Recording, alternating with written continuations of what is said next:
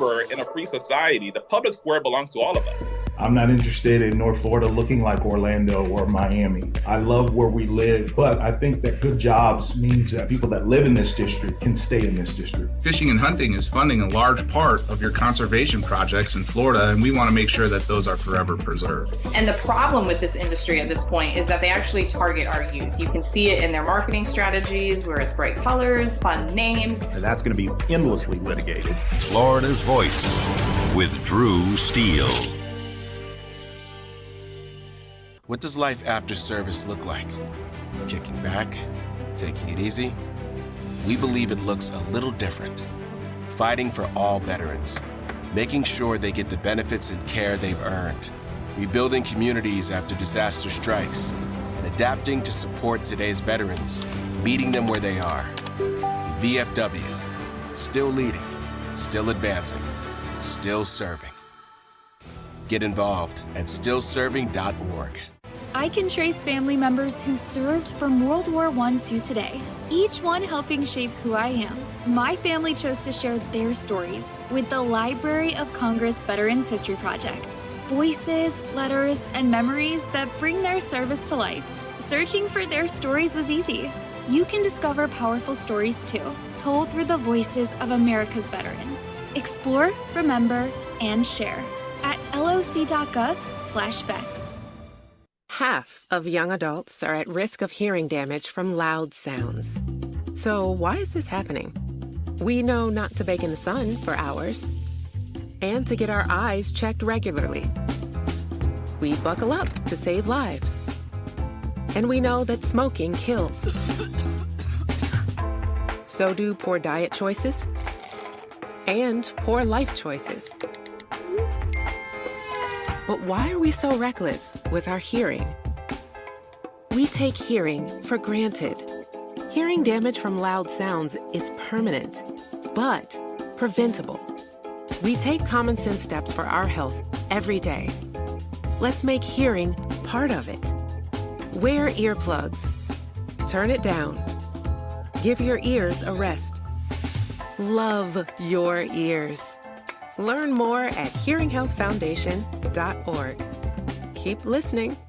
Hey, it's Drew Steele, and I have to tell you, when my wife and I talked about getting new kitchen countertops for our house, we know who to call. Rock Solid Countertops and More, 2240 JNC Boulevard in Naples. And they have been absolutely amazing. Hugo and the team are the best. The workmanship has been absolutely incredible. The install was so easy. The process was perfect. Taking everything out, bringing the new stuff in. The quartz countertop is unbelievably beautiful, and my wife is super happy, I'll tell you. You know they have the best quality and selection of marble, quartz, granite, and a one-stop shop for all of your kitchen, outdoor, and bathroom needs. I've known it for years. I've lived in Southwest Florida 40 years. There was really only one place I was going to go. It's Rock Solid Countertops and More. I would suggest you give them a call, 596-7676. They're at 2240 JNC Boulevard in Naples. Find out what they can do for you. Countertops, cabinets, plantation shutters, they do it all. Rock Solid Countertops and More. The other day, a man called saying my electric was way past due. He threatened to turn off my power if I didn't buy a gift card to pay the bill. I said, look, fella, I wasn't born yesterday.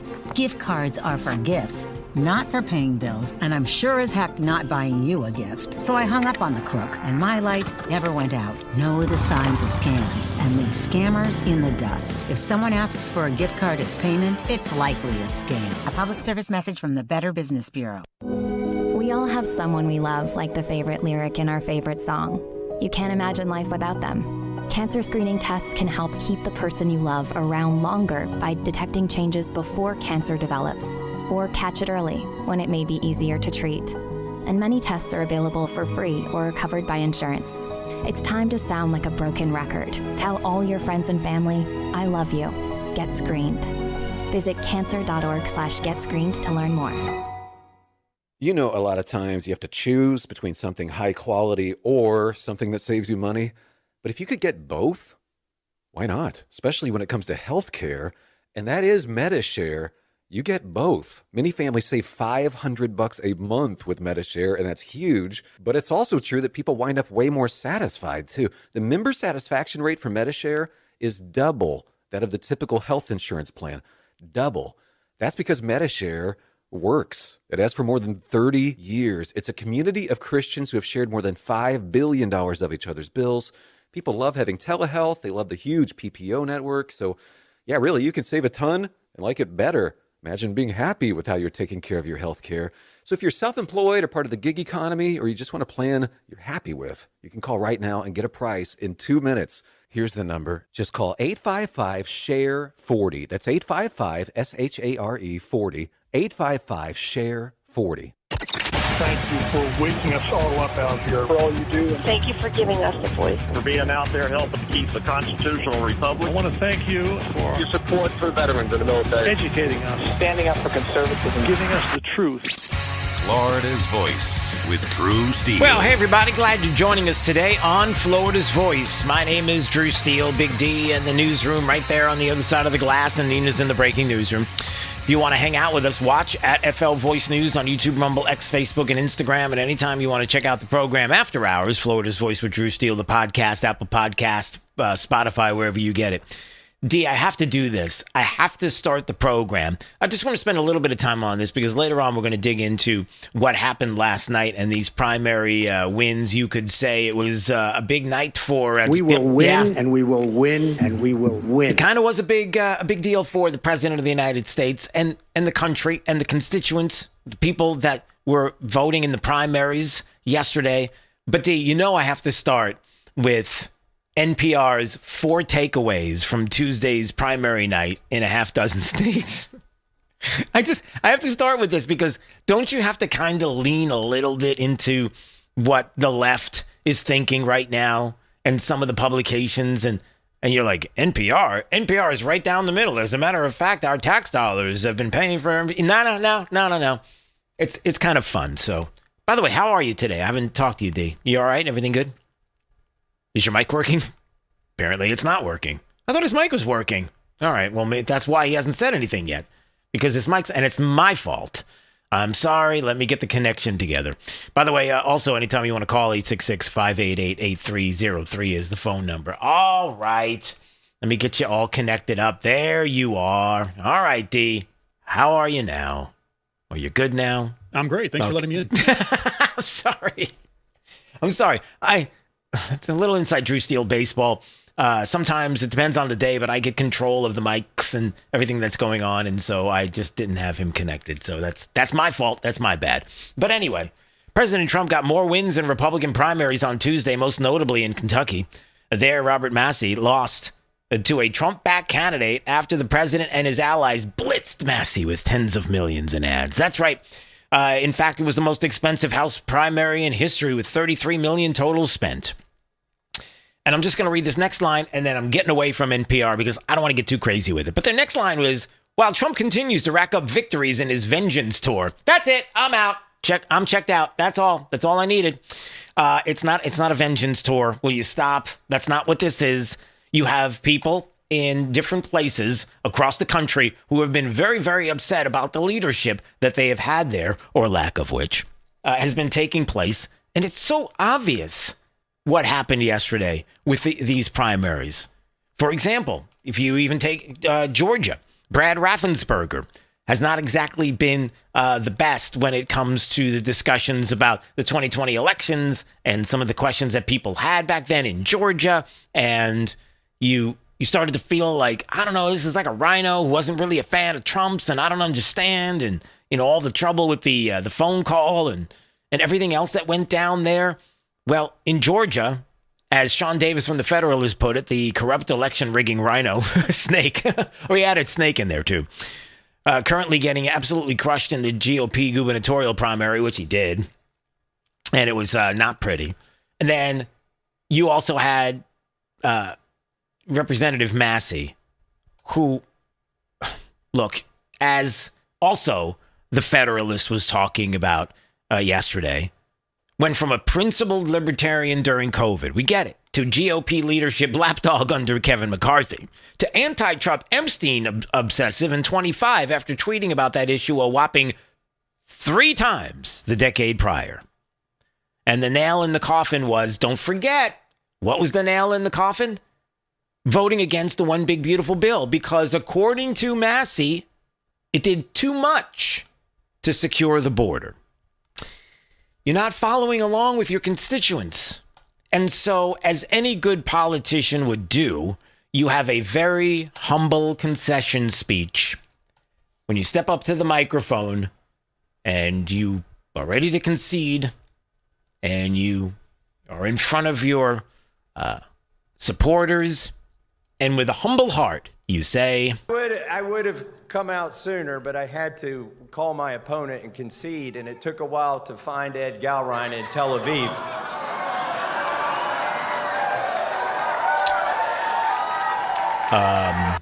Whoa. I did get the call through, though. I have called and conceded the race. Yeah, so he comes out to say that I would have come out sooner, but I had to call my opponent and concede Galrein because he was in Tel Aviv. Again, this was from yesterday when he was talking about Israel and the Jewish lobby and all of this. And I'll say this. Here's somebody from the state of Kentucky, Scott Jennings, who was on CNN last night after all of this and is like, can I say a few words about some of the comments being made by Thomas Massey? It's the most expensive House primary in U.S. history, and the president made it a priority to get rid of Thomas Massey, and he succeeded because Massey had, frankly, become an opponent of the president inside of the party, and you just can't do that. You know, Massey used to, reliably vote with the Republicans. Yeah, he used to reliably vote with them, easy for me to say, and he didn't. And then there was one other thing, and let me see if this is this where he talked about it? Let me see. You raised a good question about the people who voted for Trump. As a voter in this district, let me stand up for my people. These people voted for Donald Trump. They also voted for Massey on the expectation that he would help Donald Trump enact his agenda. He stopped doing that. And it's pretty simple. They decided to get a congressman who will help him enact that agenda. It's easy to overanalyze this. The bottom line is they love Trump. They love his agenda. Tax cuts, border security, you name it. Massey got off that team. That's it. Straightforward. That's the deal. And one other thing, and I want to move on from this. We'll talk about it more later. But, Dee, I just want you to be the ombudsman here because part of what I'm about to do and what I'm about to say is a visual. So you have to look, and I didn't clue you in on that I was doing this. And it's a visual, so I want you to see it first, and then I'll explain it. And for those that are driving around in your car, you're listening on the radio across the state of Florida on great radio stations, I'll explain. But Thomas Massey changed. And you can make the argument if you'd like that the party has changed. Thomas Massey didn't change. All right, if that's how you feel. But I don't think that's the case. To Scott Jennings' point, the people in Kentucky voted for, in Kentucky for, and all across the country, in other places where certain Republicans who weren't going along with the Trump agenda lost. Because that's what people voted for. They wanted this. And you went against him. And yes, that he would help Trump and enact the agenda, and he stopped doing that. He changed. He just, literally... figuratively, he changed. But then I thought about that, D, and I don't know, maybe I'm wrong about this, but I'm just putting this out there. He's also been talked about how he has changed a lot in Washington. And I think Washington changes people in a lot of different ways. And D, I'm just going to throw this out there, and I need you to be on the ombudsman, and then we're going to move on. Are you ready? So I just want to make sure your mic's on this time. Okay. Mic is on. All right, here we go. This is Thomas Massey now, right? 2026. And many of you have seen Thomas Massey 2026, right? You've seen him on different programs. You've seen him maybe on Tucker Carlson's show. Maybe you've seen him throughout the year on, I don't know, different platforms. This is Thomas Massey, like when he first got into Congress. Look at that, D. Do you see this? The transformation of Thomas Massey, like literally the transformation, it feels like, from, and if you can't see the picture and you're listening again on radio, The difference between Thomas Massie when he first got to Congress and the things that he wanted to do, you know, like they talked about him being very quirky, but very cool. And, you know, the libertarian thing was kind of cool. But at the same time, he was all about the country and moving ahead with the Republican agenda. And like they had that libertarian lean kind of thing.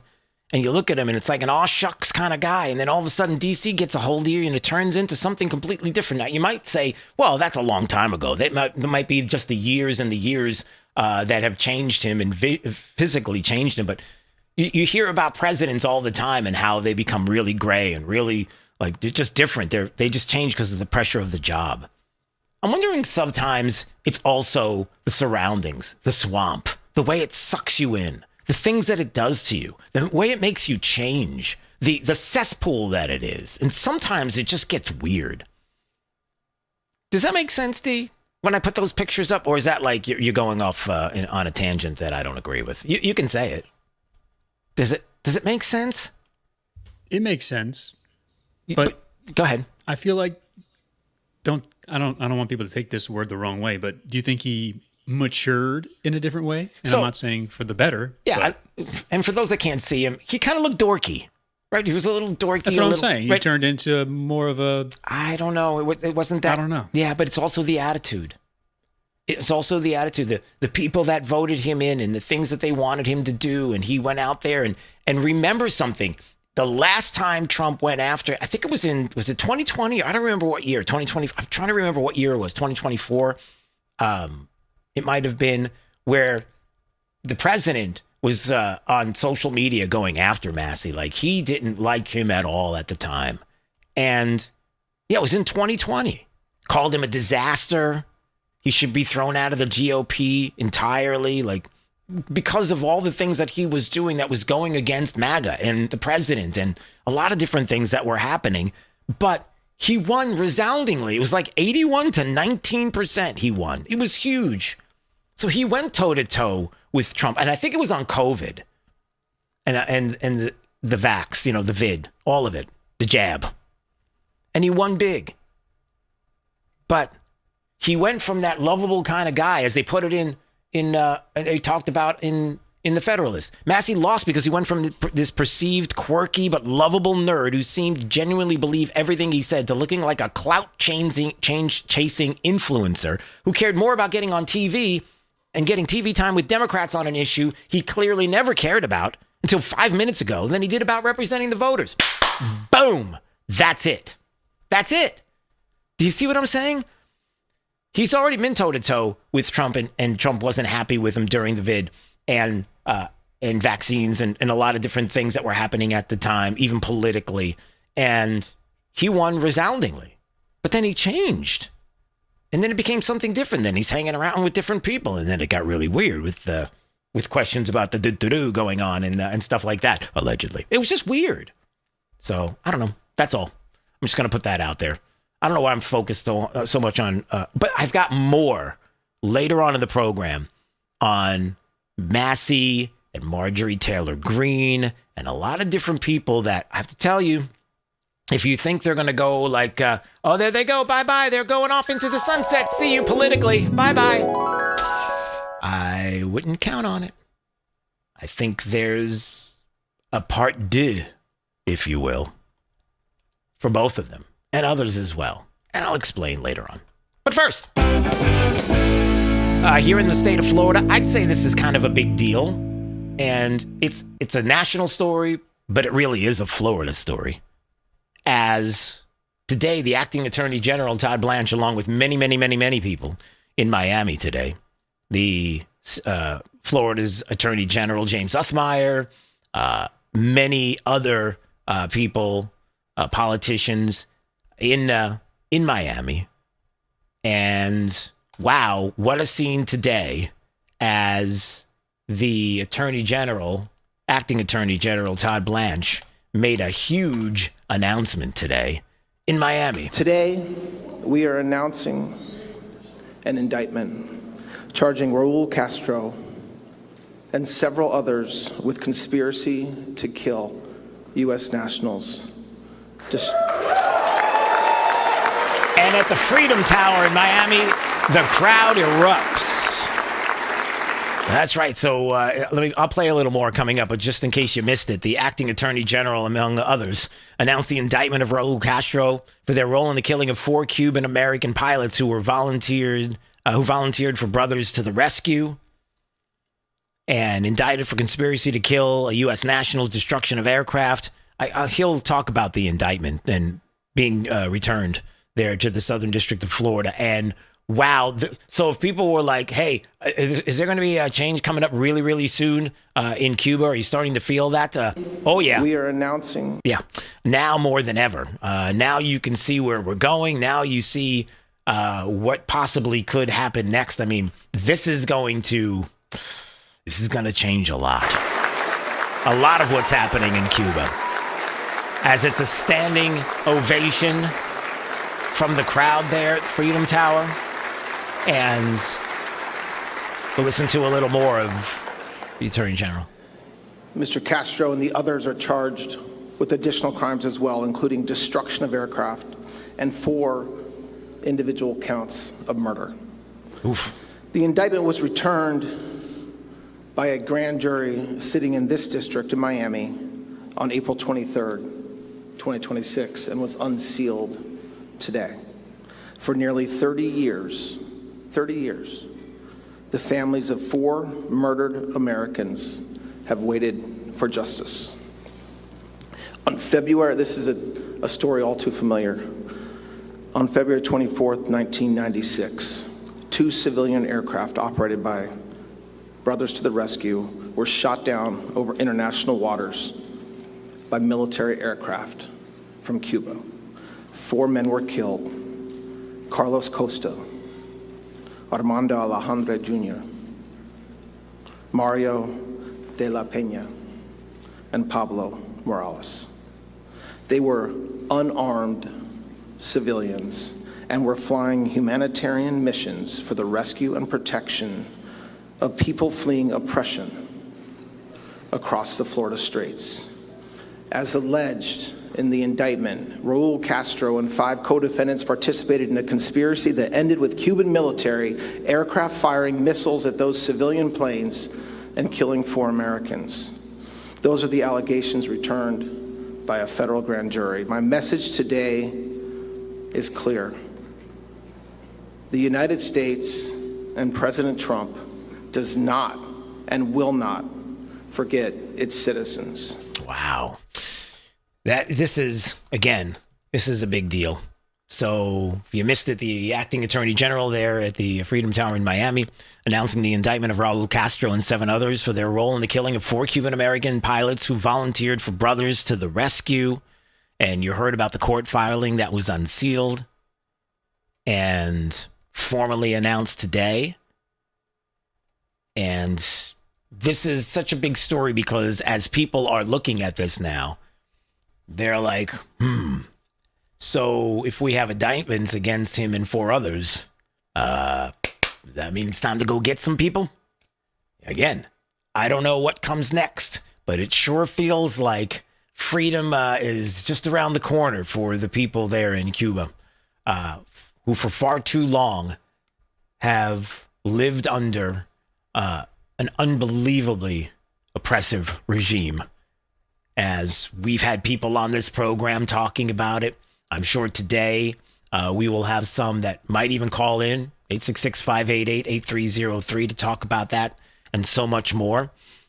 And yeah, also one other thing that he mentioned, because people are like, well, why would you do this in Miami? Like, why are you there and not in D.C.? There's a reason why myself and the senator and other leadership are here and not in Washington, D.C. to announce this indictment. By the way, Senator Ashley Moody standing right next to him there. The community here, you all, understands the history of the Cuban regime better than anyone in America. Many families here know the cost of oppression. I've heard stories over the past week and past months, every one of them heartbreaking. They know that the pain caused by the regime did not stop at the island's shores.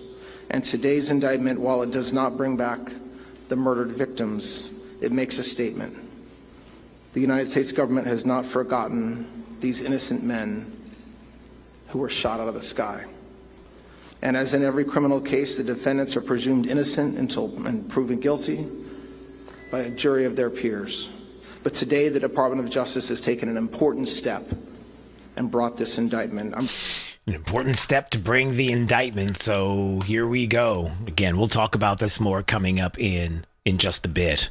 But that is a huge deal, and many people very, very excited to hear this today as another step closer to, again, bringing freedom and bringing new life to a beautiful place that for far too long has been just terribly oppressed.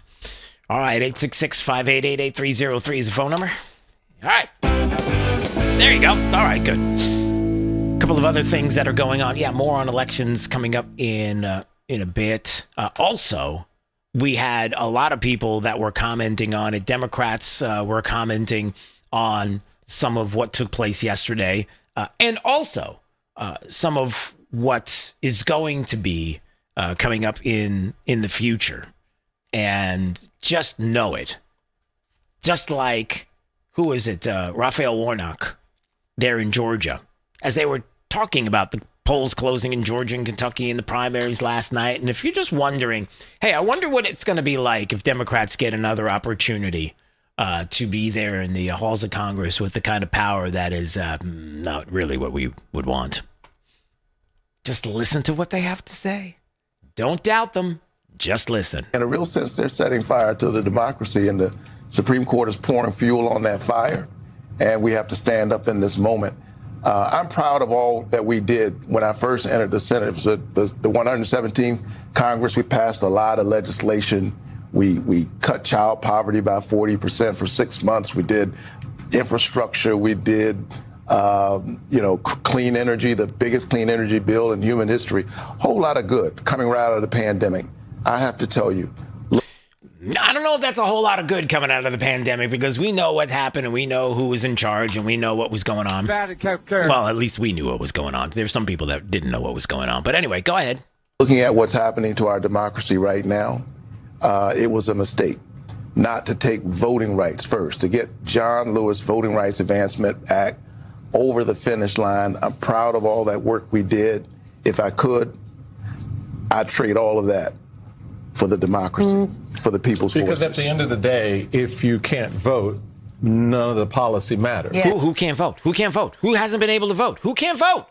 We still haven't yet to hear anybody tell us, come out and say, I haven't been able to vote. They didn't allow me to vote. They stopped me. I went to go vote and they stopped. Nobody's said that.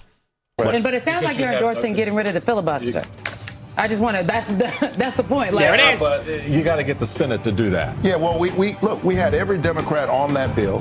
And every Democrat on it, they want it. This is what they're going to do. I'm telling you right now, if they get power, you better believe it. They're going to blow up the filibuster. So what are we doing about that? Maybe we should too? You're listening to Florida's Voice with Drew Steele. You know, a lot of times you have to choose between something high quality or something that saves you money. But if you could get both, why not? Especially when it comes to healthcare, and that is MediShare. You get both. Many families save $500 a month with MediShare, and that's huge. But it's also true that people wind up way more satisfied, too. The member satisfaction rate for MediShare is double that of the typical health insurance plan. Double. That's because MediShare works. It has for more than 30 years. It's a community of Christians who have shared more than $5 billion of each other's bills. People love having telehealth. They love the huge PPO network. So, yeah, really, you can save a ton and like it better. Imagine being happy with how you're taking care of your health care. So if you're self-employed or part of the gig economy, or you just want a plan you're happy with, you can call right now and get a price in 2 minutes. Here's the number. Just call 855-SHARE-40. That's 855-SHARE-40. 855-SHARE-40. Hey, Max, you look absolutely dashing in that purple tie. Ready to harness the world? You bet, Daisy. I'm ready as I'll ever be. And might I say, your purple tie really pops with your vest.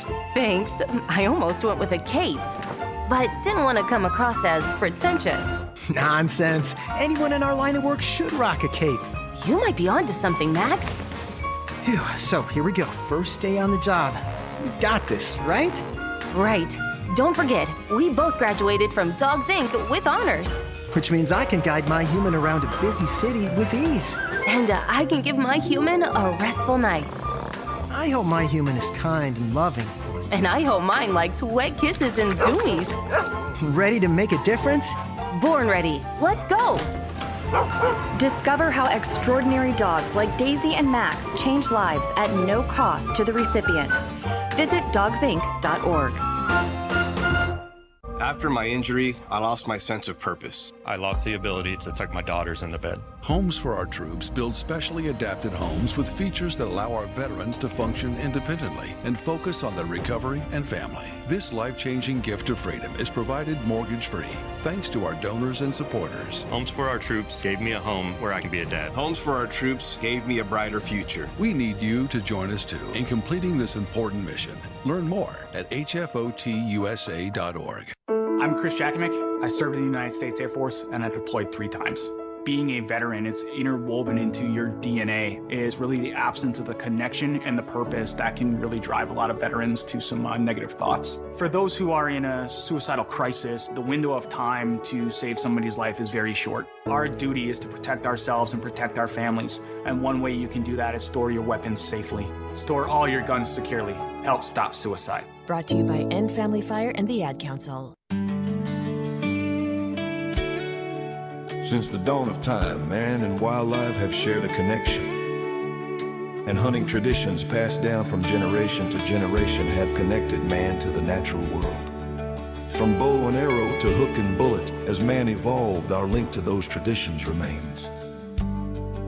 Yet today, our basic instinct to provide and as part of the hunt, to conserve and appreciate the natural world has fallen under attack for the first time in human history. Misguided politicians and radical activists pushing an agenda to end hunting as we know it are leading a war against our heritage. In their misguided policies and protests, they demonize hunters and belittle our way of life. The result? Hunters leaving the sport in droves while our wildlife and ecosystems suffer the consequences as conservation funding dries up. Named after the father of the North American model for wildlife conservation, the International Order of T. Roosevelt is fighting in the arena to protect and expand the rights of hunters everywhere. We will fight back against these forces to make sure that every American has a right to hunt, enshrined in their state constitutions. We will educate the next generation in our traditions and seek to expand accessibility so that everyone can enjoy our pastimes. And we will continue to hold true to our namesake's efforts to protect, preserve, and ensure open access to our nation's wildlands. Teddy Roosevelt's vision for American conservation defines our modern hunting and conservation system. A system upheld by the idea that conservation efforts are crucial to our hunting way of life, and that hunters are crucial to successful conservation.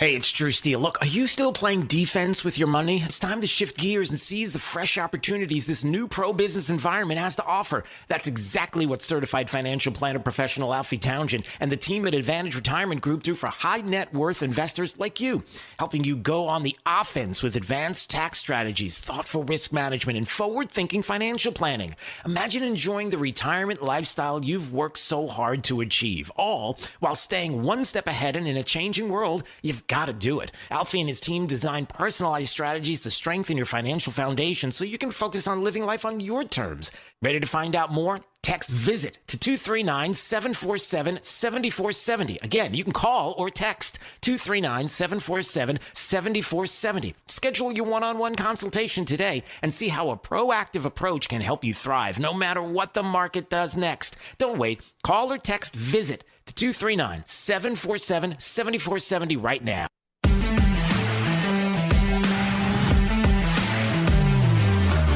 Now, back to Florida's Voice with Drew Steele. Anytime you want to watch it, FL Voice News on YouTube, Rumble, X, Facebook, and Instagram. And On the weekend, you can watch or listen.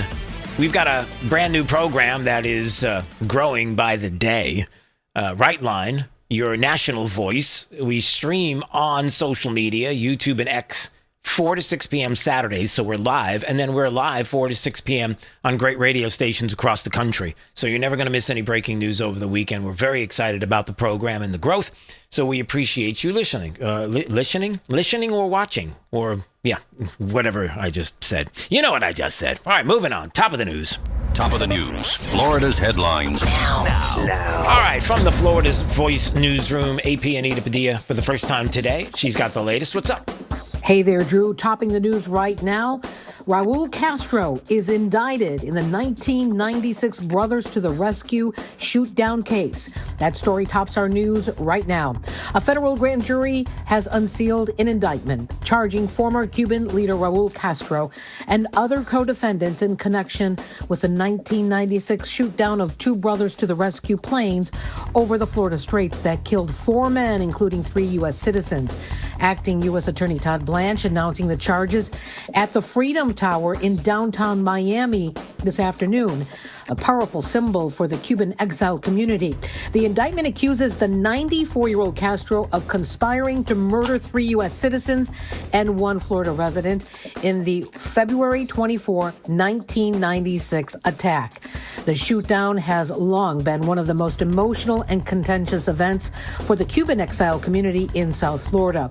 And as you can imagine, South Floridians are already reacting with tears and cheers and long overdue relief, really, to the news of the indictment. Crowds gathering outside of that Freedom Tower, erupting in applause as the word spread, many calling it justice decades in the making. Miami's Mayor Francis Suarez said on X that this is justice delayed but not denied, linking the moment to his own family's escape from communism. And Evan Power, chairman of the Republican Party of Florida, said, quote, "The day has finally arrived. The people of Cuba and the Cuban exile community are witnessing justice being served as Raul Castro and his regime are held accountable."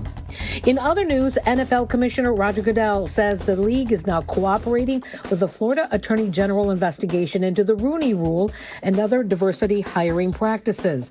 The Florida officials have subpoenaed the NFL requesting records relating to those hiring policies and how they're doing their interviews with teams and hiring coaches and executives under diversity initiatives. Goodell says the NFL believes its programs are legal and will continue to cooperate with the investigation.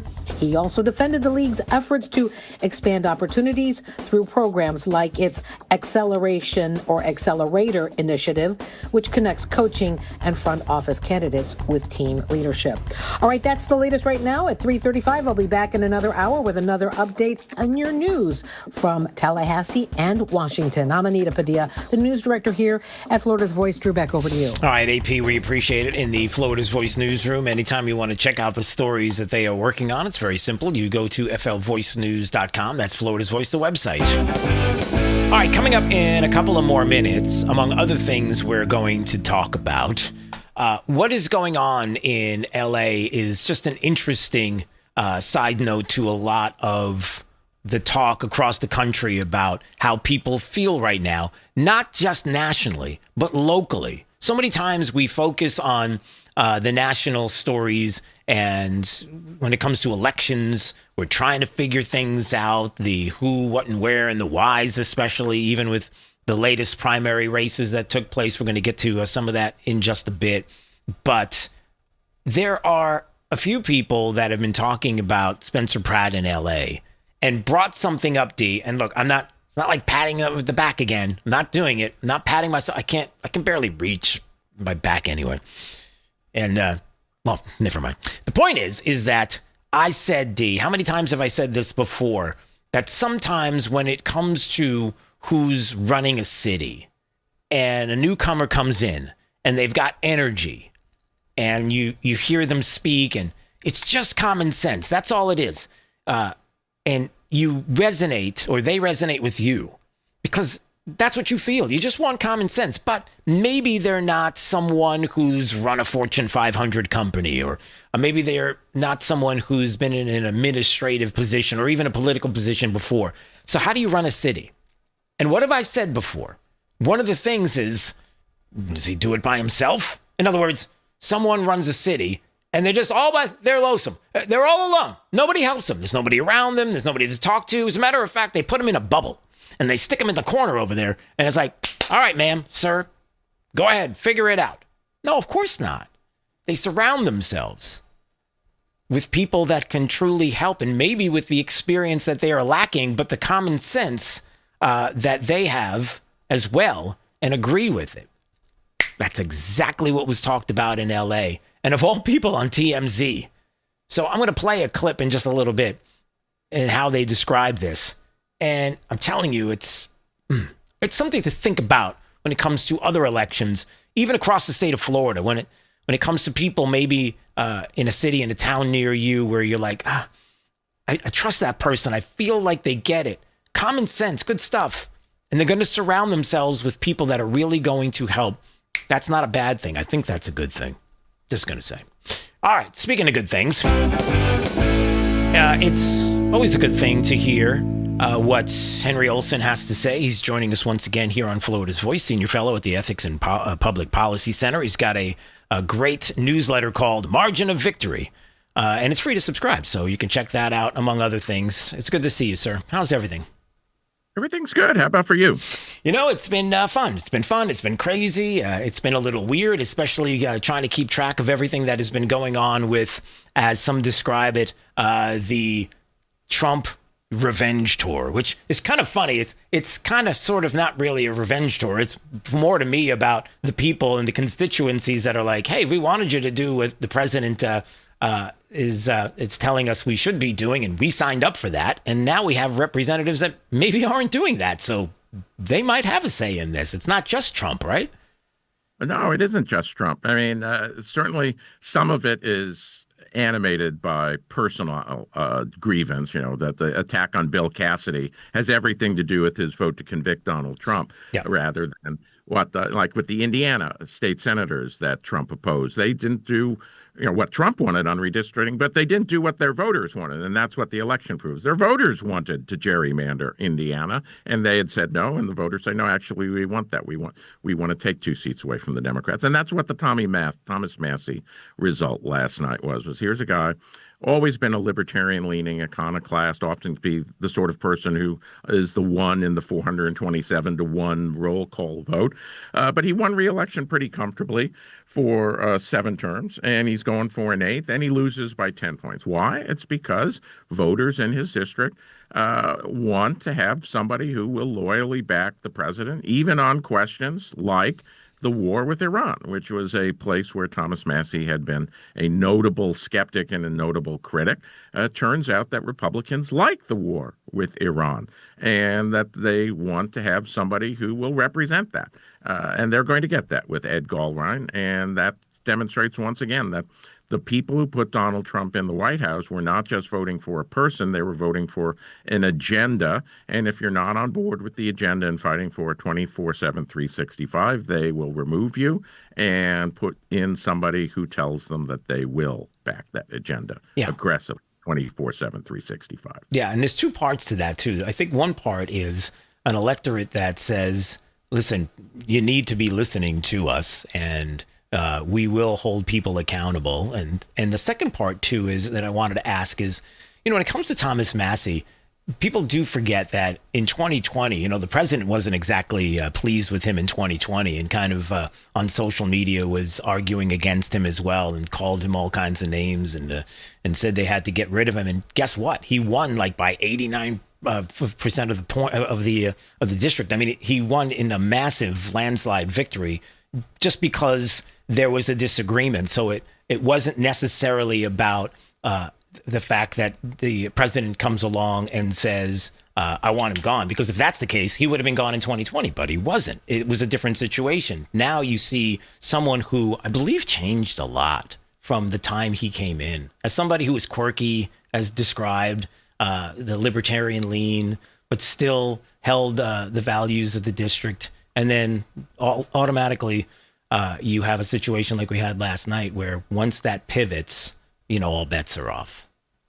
Yeah, I also think there's a question. There are people who are very happy with the libertarian lean on economics, but in the Republican Party, not always very happy with a libertarian lean on foreign policy. The classic three-stool conservative movement was always leaning libertarian on economics, but leaning hawkish on defense. And what Thomas Massey, like a lot of libertarian party activists, say is, no, if you want to be small government in one place, you should be small government, non-interventionist in another place. And it turns out conservatives don't like that. And that's what Thomas Massey learned to his chagrin last night, but he says he's going to be happy going back to being a farmer in rural Kentucky. And, well, the voters are going to be happy to see him being a farmer in rural Kentucky. Exactly. Well, what about some of the other races, some of the other high-profile races? What did you notice? What did you think? Well, the biggest high-profile race, or the one that deserved more of a high-profile race, is what happened in Philadelphia, is that here you have the most Democratic seat in the country. That was an open seat, and the person who won it wasn't close. Going away is somebody who is a self-described democratic socialist, endorsed by all of the members of the squad, the most radical candidate, the one who was radical enough to encourage pro-Israel PACs to get involved in spending to boost one of the candidates. This guy, Chris Rabb, won by 15 points. And I think what that shows is that the Democratic Party continues to have a very large faction that wants to turn it up to 11 on domestic and foreign policy issues, and that in deeply blue districts, these are views that are widely shared. And so you take a look at that and you say, this just complicates everything. Is that how are you going to get a nominee, as many Democratic establishment types want, who tones down the temperature when the party's base wants to turn the temperature up? That's the sort of disconnect that produced Donald Trump in 2016. And I think every candidate who wants to run in 2028 is going to be figuring out, how do I get around this? And a candidate that wants to turn it up has a massive opportunity. You take a look at the polls and they say, well, Kamala Harris and then Gavin Newsom and then Pete Buttigieg and only then AOC. And I look at that and say, none of those first three people want to turn it up to 11. The lane for somebody who does, and to become this race's, at minimum, Howard Dean, the candidate in 2004 who came from nowhere to lead in the polls by turning it up to 11 on Iraq when the Democratic establishment largely voted in favor of the war. That opportunity it's the $100 bill sitting on the ground of Democratic politics. Somebody's going to pick it up, whether it's AOC or somebody else, and that person is the person we'll be talking about in the fall of 2027. Mark my word. Yeah, that's some great insight right there. And if people, by the way, Henry, would like to get more great insight from you and find out more about what you do, including the podcast and so much more, where can they go? Well, you can subscribe to my newsletter. You don't have to be a subscriber to the Washington Post to get it. It's Margin of Victory. It's totally free. Go to the Post website or Google Margin of Victory Henry Olsen, and you'll find it. I am on social media at Henry Olsen EPPC, and I have my own weekly podcast on politics called Beyond the Polls that you can get from any of your places that stream regular podcasts. There you go. Perfect. Well, this was great. Look forward to the next time we can get together, okay? Great to see you again. Thanks for having me on. All right. We appreciate you. All the best. That is Henry Olsen joining us here on Florida's Voice. And what a great perspective right there when it comes to, blue districts. See, that's the point. And I've said it as well. When you look at Barack Obama and you look at the Democrat Party as it stands right now today, he's basically, to Democrats and the party, he's almost, forget about moderate, he's almost like moderate right-leaning for them. He's not radical enough, and he was radical enough. I mean, seriously. Get your hands out of my fryer. Don't know what that means. I don't know what that means. But like he said, there's a $100 bill sitting on the ground and somebody's going to pick it up, and it's got to be someone who is so radical that that's what the party wants, and they're going to have to do. You look at people like Mondani and others, you're wondering why they're acting the way they are? That's why. You're listening to Florida's Voice with Drew Steele. Did you know VA home loans are a key to home ownership for those who served? The first moment I walked into my home, I could hear my footsteps echo off the back wall. The first thing I thought in my head was, man, furniture is going to be real expensive. The VA not requiring any down payment prior to buying the home allowed me to take that money I had budgeted to go out and buy furniture, food, cleaning supplies, pretty much everything I needed. Purchasing a home is scary, but ultimately it's not impossible, and they make it so that anybody can do it. To learn more, visit va.gov/home loans. For 25 years, the Library of Congress Veterans History Project has collected and preserved the experiences of America's heroes. From original letters to oral histories, these first-hand accounts bring history to life, one voice at a time. With over 120,000 stories collected, each reveals the courage, sacrifice, and service of our veterans, but many remain untold. Help our nation reach 125,000. Share a story. Ensure a legacy. Visit loc.gov/vets today. You know, a lot of times you have to choose between something high quality or something that saves you money. But if you could get both, why not? Especially when it comes to health care, and that is MediShare. You get both. Many families save $500 a month with MediShare, and that's huge. But it's also true that people wind up way more satisfied, too. The member satisfaction rate for MediShare is double that of the typical health insurance plan. Double. That's because MediShare works. It has for more than 30 years. It's a community of Christians who have shared more than $5 billion of each other's bills. People love having telehealth. They love the huge PPO network. So, yeah, really, you can save a ton and like it better. Imagine being happy with how you're taking care of your health care. So if you're self-employed or part of the gig economy, or you just want a plan you're happy with, you can call right now and get a price in 2 minutes. Here's the number. Just call 855-SHARE-40. That's 855-SHARE-40. 855-SHARE-40. When I was 19 and I was going to shows, I was not thinking about permanent hearing loss. I wasn't thinking about tinnitus. Sometimes my kids are having a conversation with me and that ringing starts in my ear. They're talking to me and I hear their voice, but I can't focus on what they're saying. The audiologist, he told me that most of his clients are not old people. They're kids that have their earphones in. I have a lot of regret about not protecting my ears sooner. Protect your ears at all times, no matter what. It's not something you can get back. Some journeys start small, with small pause and big purpose. Look how little fly, you sweet girl. Every great partnership begins with the first step. Oh, let's go. Guiding them through the world so one day they can guide someone through life. With shared experience, confidence grows, and the path becomes clear. It takes time, patience, and love. But the reward lasts a lifetime. Hey, good girl, Bella. You don't just raise a puppy. You raise a future. Become a Dogs Inc. puppy raiser. Give a dog a purpose. Give someone hope. Learn more at dogsinc.org. Hey, it's Drew Steele. Listen, I've lived in Southwest Florida long enough to know that when I needed countertops, you go to the best. Who's the best? Rock Solid on JNC Boulevard in Naples. First of all, Rock Solid's consultants, I wasn't really sure what I wanted, but I knew that they were knowledgeable, gave me all the information I needed to make the best decision. I love that fabrication is done on premises. It's not like they're subbing out the job to some third party, right? You're looking for countertops, backsplash? You know where to go. Rock Solid, JNC Boulevard, Naples. Now, back to Florida's Voice with Drew Steele. What's happening? We're using a new AI system as our reader. Yeah. So that is a lesson learned for us. It didn't feel sincere, and it kind of felt like they didn't care. I would have liked a little bit more thought to go into it rather than pushing something as simple as reading some names off to an AI device. Wow, the kids are revolting, Dee. They're revolting. That is Glendale Community College in Arizona, who I guess wanted to make a name for themselves, and boy, did they.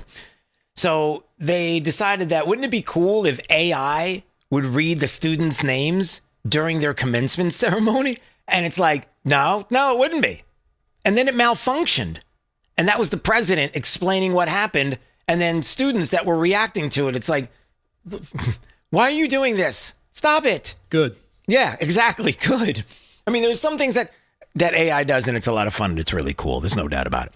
And then there's some things that are like, don't. Why? Why would you do that? Because they want to be cool. See, that's what happens, D, when adults try to be cool. They mess it all up. It's like if you're just not cool, and it's okay. You know, you were cool at one time, and maybe you're just not cool anymore. So just leave the cool factor to the kids. That's all. I'm starting to sound like my wife when she talks to me. Come on, who's with me? Okay. Yeah. Anyway, what do you say we move on? Yeah, look, that's... I wanted to move on, but I can't move on yet, D. I just got to say one other thing. There are going to be a lot of things that we're going to see people force upon us using AI, aren't they? Wow, you hear the thunder? Could you hear that? Could you hear the thunder in the background?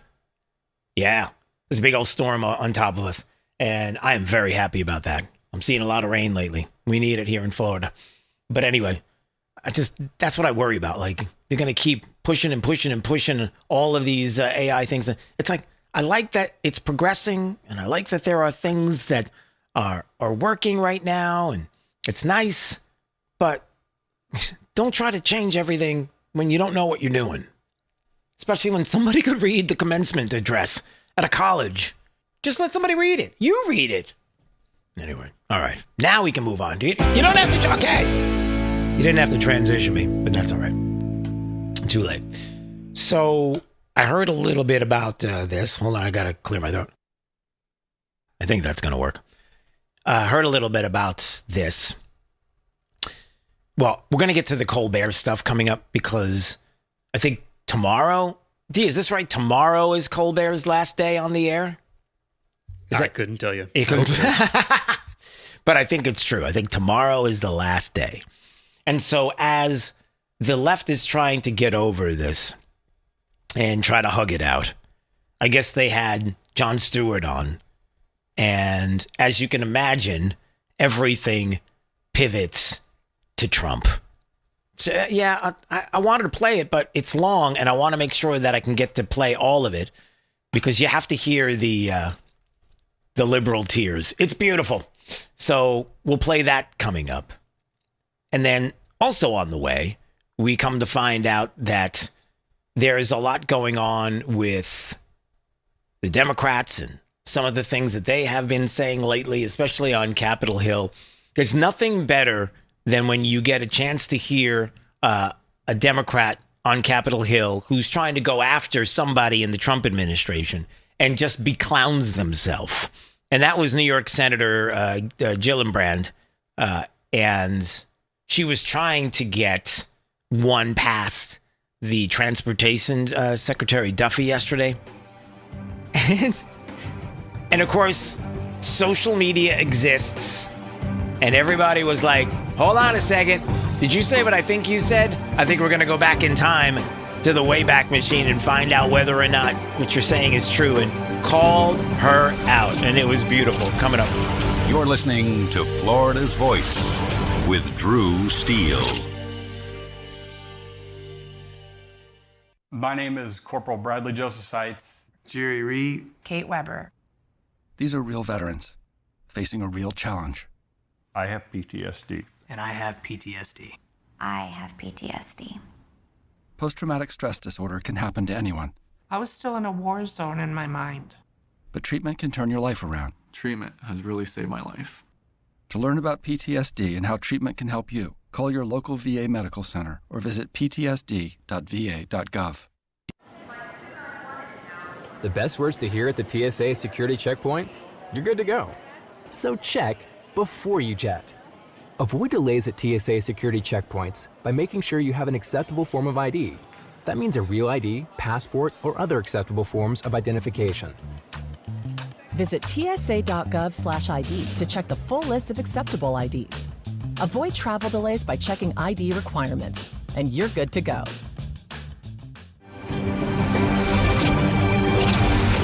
You're listening to Florida's Voice with Drew Steele. Florida's Voice with Drew Steele. Congratulations on your show. Congratulations on your new show. Big deal, huh? That's why shows like yours are so important. We have an independent county elected sheriff that's head of law enforcement in Jacksonville/Duval County. And I know how to work toward making this city safe. We can't be shy about speaking on things such as faith and politics. We have to remember, in a free society, the public square belongs to all of us. I'm not interested in North Florida looking like Orlando or Miami. I love where we live, but I think that good jobs means that people that live in this district can stay in this district. Fishing and hunting is funding a large part of your conservation projects in Florida, and we want to make sure that those are forever preserved. And the problem with this industry at this point is that they actually target our youth. You can see it in their marketing strategies where it's bright colors, fun names. And that's going to be endlessly litigated. Florida's Voice with Drew Steele. What does life after service look like? Kicking back? Taking it easy? We believe it looks a little different. Fighting for all veterans. Making sure they get the benefits and care they've earned. Rebuilding communities after disaster strikes. And adapting to support today's veterans. Meeting them where they are. The VFW. Still leading. Still advancing. Still serving. Get involved at stillserving.org. I can trace family members who served from World War I to today, each one helping shape who I am. My family chose to share their stories with the Library of Congress Veterans History Project. Voices, letters, and memories that bring their service to life. Searching for their stories was easy. You can discover powerful stories too, told through the voices of America's veterans. Explore, remember, and share at loc.gov/vets. Half of young adults are at risk of hearing damage from loud sounds. So why is this happening? We know not to bake in the sun for hours and to get our eyes checked regularly. We buckle up to save lives. And we know that smoking kills. So do poor diet choices and poor life choices. But why are we so reckless with our hearing? We take hearing for granted. Hearing damage from loud sounds is permanent, but preventable. We take common sense steps for our health every day. Let's make hearing part of it. Wear earplugs. Turn it down. Give your ears a rest. Love your ears. Learn more at hearinghealthfoundation.org. Keep listening. Hey, it's Drew Steele, and I have to tell you, when my wife and I talked about getting new kitchen countertops for our house, we know who to call. Rock Solid Countertops and More, 2240 J&C Boulevard in Naples.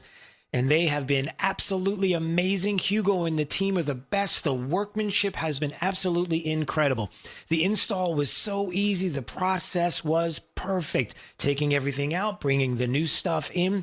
The quartz countertop is unbelievably beautiful, and my wife is super happy, I'll tell you. You know they have the best quality and selection of marble, quartz, granite, and a one-stop shop for all of your kitchen, outdoor, and bathroom needs. I've known it for years. I've lived in Southwest Florida 40 years. There was really only one place I was going to go. It's Rock Solid Countertops and More. I would suggest you give them a call, 596-7676. They're at 2240 J&C Boulevard in Naples. Find out what they can do for you. Countertops, cabinets, plantation shutters, they do it all. Rock Solid Countertops and More. The other day, a man called saying my electric was way past due. He threatened to turn off my power if I didn't buy a gift card to pay the bill. I said, look, fella, I wasn't born yesterday. Gift cards are for gifts, not for paying bills, and I'm sure as heck not buying you a gift. So I hung up on the crook, and my lights never went out. Know the signs of scams, and leave scammers in the dust. If someone asks for a gift card as payment, it's likely a scam. A public service message from the Better Business Bureau. We all have someone we love, like the favorite lyric in our favorite song. You can't imagine life without them. Cancer screening tests can help keep the person you love around longer by detecting changes before cancer develops, or catch it early when it may be easier to treat. And many tests are available for free or are covered by insurance. It's time to sound like a broken record. Tell all your friends and family, I love you. Get screened. Visit cancer.org/getscreened to learn more. You know, a lot of times you have to choose between something high quality or something that saves you money. But if you could get both, why not? Especially when it comes to healthcare, and that is MediShare. You get both. Many families save $500 a month with MediShare, and that's huge. But it's also true that people wind up way more satisfied, too. The member satisfaction rate for MediShare is double that of the typical health insurance plan. Double. That's because MediShare works. It has for more than 30 years. It's a community of Christians who have shared more than $5 billion of each other's bills. People love having telehealth. They love the huge PPO network. So, yeah, really, you can save a ton and like it better. Imagine being happy with how you're taking care of your health care. So if you're self-employed or part of the gig economy, or you just want a plan you're happy with, you can call right now and get a price in 2 minutes. Here's the number. Just call 855-SHARE-40. That's 855-SHARE 40. 855-SHARE-40. Thank you for waking us all up out here, for all you do. Thank you for giving us the voice. For being out there helping keep the constitutional republic. I want to thank you for your support for veterans in the military. Educating us. Standing up for conservatism. Giving us the truth. Florida's Voice with Drew Steele. Oh, hi. Didn't see you standing there. Thanks for joining us today on Florida's Voice. My name is Drew Steele. Big D on the other side of the glass. Nina's in the breaking newsroom, and you hanging out with us at FL Voice News on YouTube, Rumble, X, Facebook, and Instagram. So much to get to. Oh, man, I got a lot to get to. All right. Coming up, we'll play a little bit of the Colbert, liberal tears, the crying. And I just can't believe that you would spend time talking about Stephen Colbert leaving the program. Jon Stewart was with him last night. And inevitably bring up Trump. Like it's Trump's fault. It's stellar. I'll play the audio in just a little bit. It's funny. It's stellar only because it's so predictable. Like, you're really going to blame Trump? That's, he talks about how they don't talk about Trump that much. It's just a little bit on the program. But Trump, really? Did you just do that? Yes, they just did that. All right, so that's coming up. In the meantime, I did want to play this because I mentioned it. This is very interesting to me. I said this before. There are people who have common sense who are running for office in the state of Florida, in a municipality, a city, an area, a county near you. And sometimes you're looking at the person and you're like, man, that person's got common sense. I really like them. I trust them. I'm not sure whether or not they could run this city or whether they would be able to do the administrative duties that they need to do because maybe they don't have that administrative background. And when you get to a place like a mayor of a city, you could look at it this way. And I don't know how you feel. I just thought this was interesting that I mentioned it a couple of days ago, and then TMZ talked about it with regard to Spencer Pratt and LA. And so I don't know. D, I might make you the ombudsman unless people want to call 866-588-8303 after I play this clip and then we talk about it. And see whether or not you get the perspective that I have upon listening to this clip. Is that fair? Would you do that for me? You don't mind, Sure. do you? Okay, good. All right. You don't have a choice. I really need you. Here we go. Check this out. To say something. So I was talking to Spencer a week and a half ago, and I told him, I said, look, one of my big issues with you is you have absolutely no administrative experience. There are 50,000 employees of the city of Los Angeles here, and there are 44 departments. And understanding how to run a massive organization is critical. Spencer said to me, I get it. And I don't have that experience, but I'm going to have really good, smart people underneath me. Okay, you following this? I've said this before. Like, if you think that the president of the United States gets into office and he knows every leader in every issue in every country and every leader across the globe, every single person to the man or a woman, or all right, go ahead. That's okay. What? Please do not use gendered language to address everyone. Whoever the human being. Well, of course not. He's surrounded by people to help him to do things like economics and foreign policy and the like. He's got ideas, but he has a cabinet, people to help him.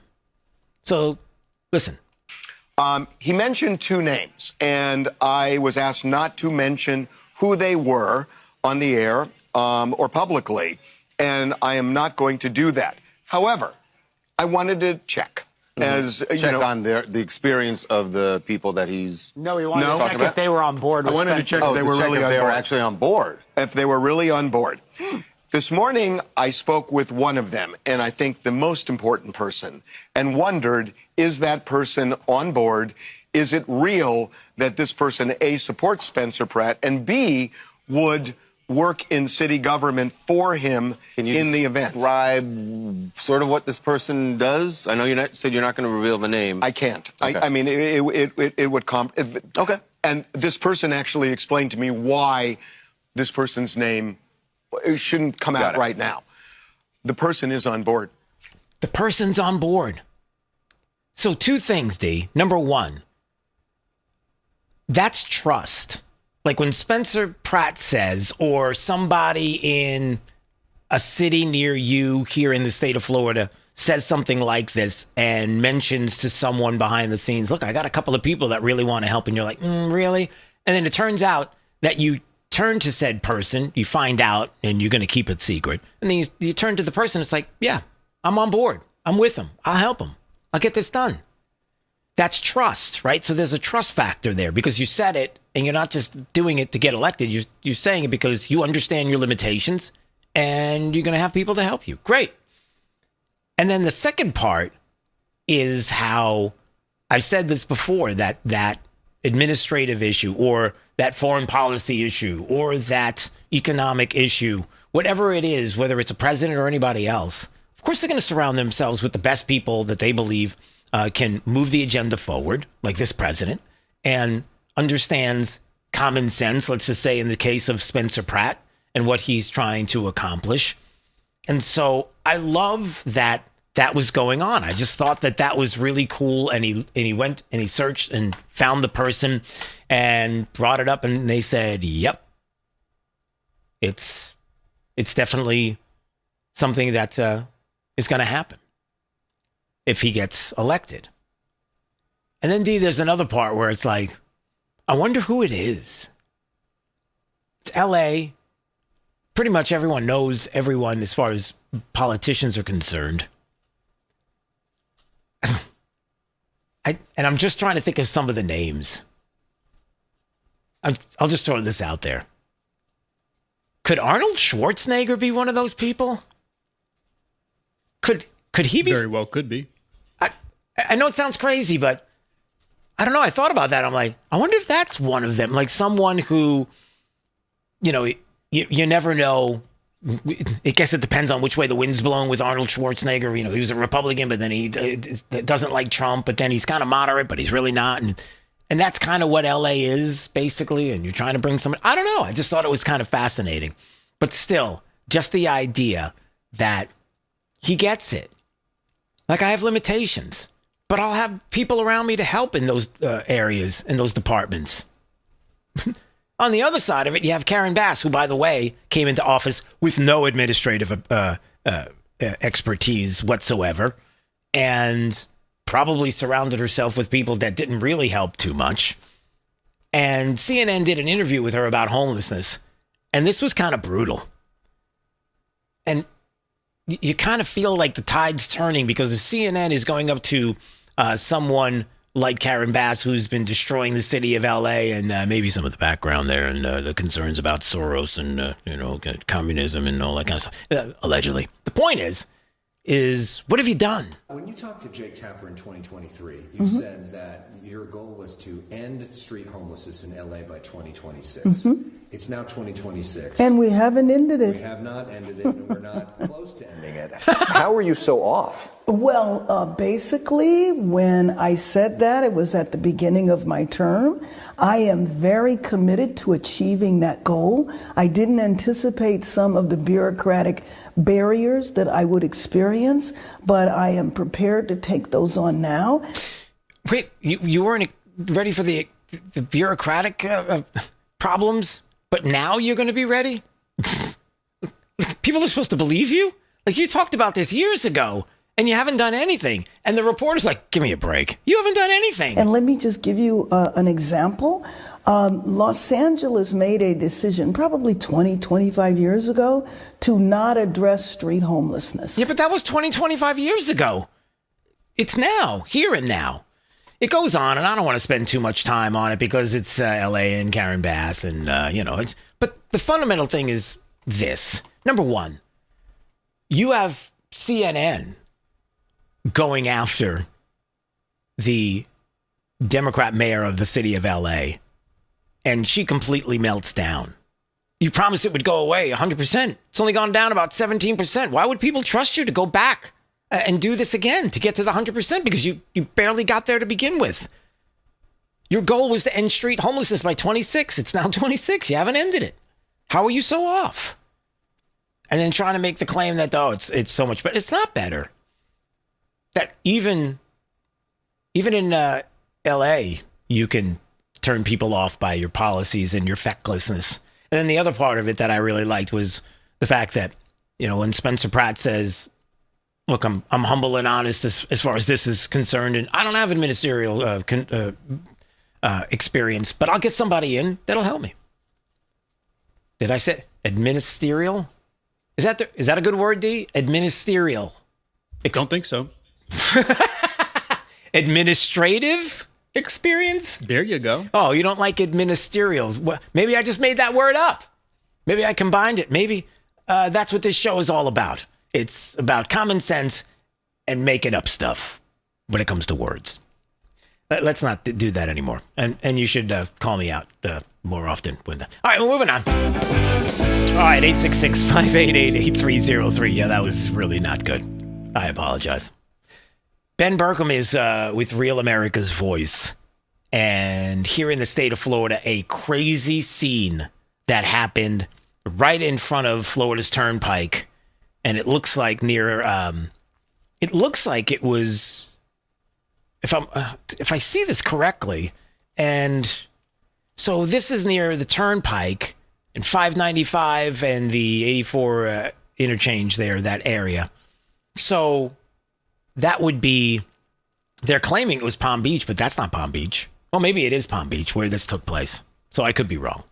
So he's reporting about the 287G program in the state of Florida and what we've been able to do here. And we're still going after illegals in the state. And we're still trying to get illegals off the roads and trying to get illegals away from being behind the wheel of a vehicle, especially if it comes to 18-wheelers, because unfortunately we have a horrible experience with that here in the state. And did you see this video?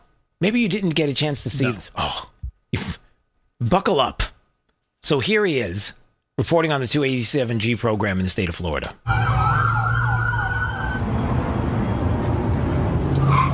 So there they are, arresting somebody, okay?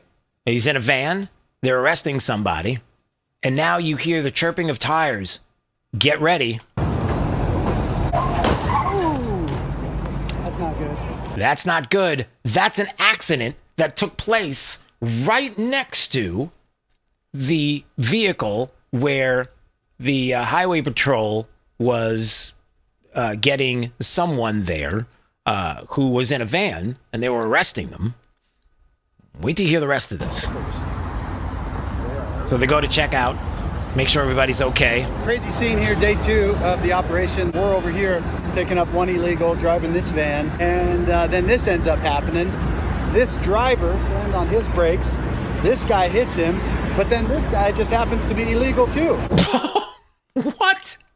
So they're arresting an illegal that's driving in a van, the Florida Highway Patrol. While they're arresting him, there must have been some kind of looky-loo situation. Somebody runs into the back of another vehicle in front of them, smash. You saw it there on the video, or you heard it at FL Voice News across the state of Florida, Florida's Voice on great radio stations.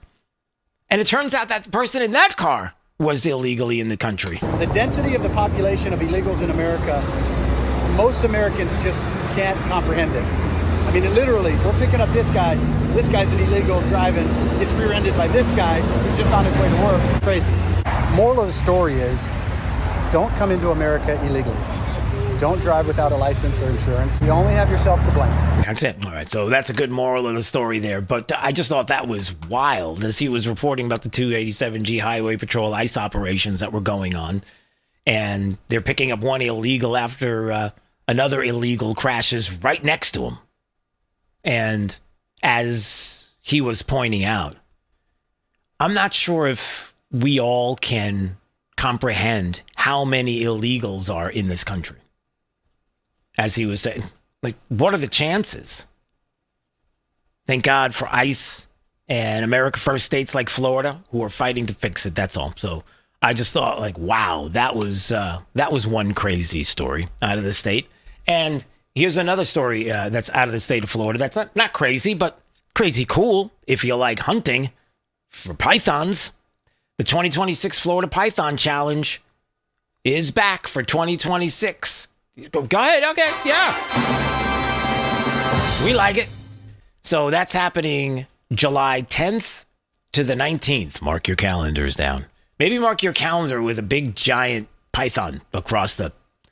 Dude, do you think they have python stickers? Like long python stickers that you could put like... Somebody's got to have something like that. So you get a long python sticker and stick it on your calendar there so you won't forget. How could you? There's a giant python on your calendar. July 10th to the 19th. If you go to flpythonchallenge.org, you can find out more and register. And as the governor said, 2026 Florida Python Challenge, win prizes and help to remove an invasive species from the Everglades. And they got a picture there of a giant python. It's amazing. I mean, it's horrible, but it's amazing how big they get. And I can't even imagine how many there are out there, but we'll see how many we can wrestle up. See what I did there, Dave? Wrestling them up, right? Isn't that a good word? Wrestle. No? Sure. Okay, we're moving on.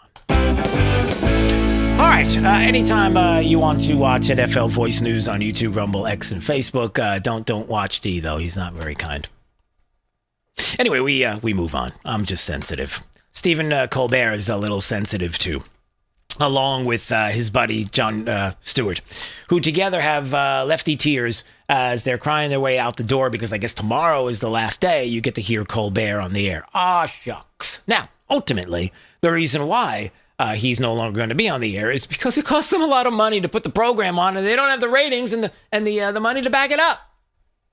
That's what it is. So, of course, it somehow, some way had to pivot to being Trump's fault. Let's see how they made this pivot. On Monday, this coming Monday, you're going to be the only one in late night for the CBS Paramount Skydance Corporation, and I am happy for you. Here's the only saving grace that I think that I have. Can't wait. Is that I don't think Trump has cable. I really think. Okay, so right away, we're only 18 seconds into the beginning of the interview with Jon Stewart, and just like that, there's Trump's name. Now, I'm not saying that people have TDS on steroids, but these dudes have TDS on steroids. I mean, you really got to stop. I've noticed that. I think it's a network thing. I don't think it's basically. But let me tell you something, buddy. And I truly mean this. And what upsets me about this situation is that, first of all, right, get ready. Just get ready about what upsets Jon Stewart, because a lot of it is going to be like, sounds like you're stretching the truth a little bit here. You're just a tremendous human and one of my favorite people. So that's all of it. All right, well, that's cool. He's a tremendous human being. That's great. Okay. Hey, is he getting ratings? Because that's how we make money. We make money by getting ratings. And if you're spending millions of dollars to keep a show going that's not getting us the ratings in order to pull the advertisers to pay for said program, then doesn't matter how nice he is.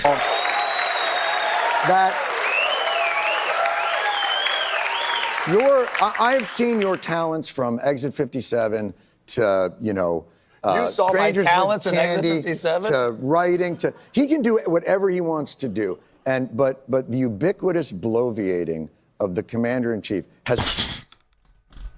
The ubiquitous bloviating of the commander-in-chief. So, 2 times. We're now less than a minute into the beginning of the interview, and not once, but twice already, we're going to President Trump. Put us all as defined as who we are in opposition to him. That's right, yeah. And it's just a ridiculous framing. No, it's not a ridiculous framing, because over and over again, all you do on your shows is talk about Trump in a negative light, and you never, ever, ever, ever did anything like that to Democrat administrations, and barely as much or at a time when there was someone else who was a Republican in office. But anyway, go ahead. Yeah. It's a minute portion of the joy machine that you call your show. A minute portion. See how that works, Steve? It's just a little tiny bit of what they do there every night. But I'm a minute and 10 seconds into this interview and this clip that's 2 minutes long. And already, how many multiples of times did they talk about Trump in just the first minute and 10 seconds? So clearly, it's a little more and deeper than that. It just feels that way. And it's annoying. And let me say this, and I mean this from the bottom of my heart, not just for this show, but for the country. The day, oh people, close your eyes and dream. The day that the electorate in this great nation we call home repudiates this putrid administration, the day that happens, my brother. So I don't need to play anymore. You get the idea. So you have the very funny, humorous program that everybody loves so much that it almost pays for itself, but actually doesn't. And that's why it's going off the air, because it can't pay for itself. And there's a company that really needs that show, among others, to pay for itself. But there's Jon Stewart, who spends a minute and 38 of a 2-minute clip saying, the show is barely about Trump. And then just talks about Trump. And oh, by the way, the day that it happens, the day that the electorate repudiates this putrid administration, there'll be a joyful noise, he said, from the bowels of the great country. And I don't know about that. And it brings me to one final point before we go to break, and it's this. There are people in this country, again, who want you to believe that the minute Donald Trump leaves office, we can get back to normal. We'll just have a normal state of affairs. A lot of the nonsense will be gone. Democrats and Republicans will get along like puppies and kittens. It'll be a beautiful thing. Remember the day when that was happening? No, actually, I don't remember that happening. And as a matter of fact, if you're one of those people that thinks that once Trump is vanquished, that everything gets better, you haven't been paying attention. You haven't been paying attention. It'll just be the next person up, and we'll just continue to do this. But they just want him to be repudiated so bad, which would suggest that he hasn't been up to this point, which would suggest that that is really frustrating, and they're willing to do whatever they need to do in order to have the people repudiate him, even if that means lying about him or other things that we don't want to discuss. The hatred, the vitriol, the anger, the TDS, that. All right, I'm done with that as well. Plus the music's playing, so we gotta go. Well, to a break. Top of the news from the Florida's Voice newsroom is next. My name is Drew Steele. It's Florida's Voice. You're listening to Florida's Voice with Drew Steele. A lot of times you have to choose between something high quality or something that saves you money. But if you could get both, why not? Especially when it comes to healthcare, and that is MediShare. You get both. Many families save $500 a month with MediShare, and that's huge. But it's also true that people wind up way more satisfied, too. The member satisfaction rate for MediShare is double that of the typical health insurance plan. Double. That's because MediShare works. It has for more than 30 years. It's a community of Christians who have shared more than $5 billion of each other's bills. People love having telehealth. They love the huge PPO network. So, yeah, really, you can save a ton and like it better. Imagine being happy with how you're taking care of your health care. So if you're self-employed or part of the gig economy, or you just want a plan you're happy with, you can call right now and get a price in 2 minutes. Here's the number. Just call 855-SHARE-40. That's 855-SHARE-40. 855-SHARE-40. Hey, Max, you look absolutely dashing in that purple tie. Ready to harness the world? You bet, Daisy. I'm ready as I'll ever be. And might I say, your purple tie really pops with your vest. Thanks. I almost went with a cape, but didn't want to come across as pretentious. Nonsense. Anyone in our line of work should rock a cape. You might be onto something, Max. Phew, so here we go. First day on the job. We've got this, right? Right. Don't forget, we both graduated from Dogs Inc. with honors. Which means I can guide my human around a busy city with ease. And I can give my human a restful night. I hope my human is kind and loving. And I hope mine likes wet kisses and zoomies. Ready to make a difference? Born ready. Let's go. Discover how extraordinary dogs like Daisy and Max change lives at no cost to the recipients. Visit dogsinc.org. After my injury, I lost my sense of purpose. I lost the ability to tuck my daughters into bed. Homes for Our Troops build specially adapted homes with features that allow our veterans to function independently and focus on their recovery and family. This life-changing gift of freedom is provided mortgage-free, thanks to our donors and supporters. Homes for Our Troops gave me a home where I can be a dad. Homes for Our Troops gave me a brighter future. We need you to join us too in completing this important mission. Learn more at hfotusa.org. I'm Chris Jakimick. I served in the United States Air Force and I deployed 3 times. Being a veteran, it's interwoven into your DNA. It is really the absence of the connection and the purpose that can really drive a lot of veterans to some negative thoughts. For those who are in a suicidal crisis, the window of time to save somebody's life is very short. Our duty is to protect ourselves and protect our families. And one way you can do that is store your weapons safely. Store all your guns securely. Help stop suicide. Brought to you by End Family Fire and the Ad Council. Since the dawn of time, man and wildlife have shared a connection. And hunting traditions passed down from generation to generation have connected man to the natural world. From bow and arrow to hook and bullet, as man evolved, our link to those traditions remains. Yet today, our basic instinct to provide and as part of the hunt, to conserve and appreciate the natural world has fallen under attack for the first time in human history. Misguided politicians and radical activists pushing an agenda to end hunting as we know it are leading a war against our heritage. In their misguided policies and protests, they demonize hunters and belittle our way of life. The result? Hunters leaving the sport in droves while our wildlife and ecosystems suffer the consequences as conservation funding dries up. Named after the father of the North American model for wildlife conservation, the International Order of T. Roosevelt is fighting in the arena to protect and expand the rights of hunters everywhere. We will fight back against these forces to make sure that every American has a right to hunt, enshrined in their state constitutions. We will educate the next generation in our traditions and seek to expand accessibility so that everyone can enjoy our pastimes. And we will continue to hold true to our namesake's efforts to protect, preserve, and ensure open access to our nation's wildlands. Teddy Roosevelt's vision for American conservation defines our modern hunting and conservation system.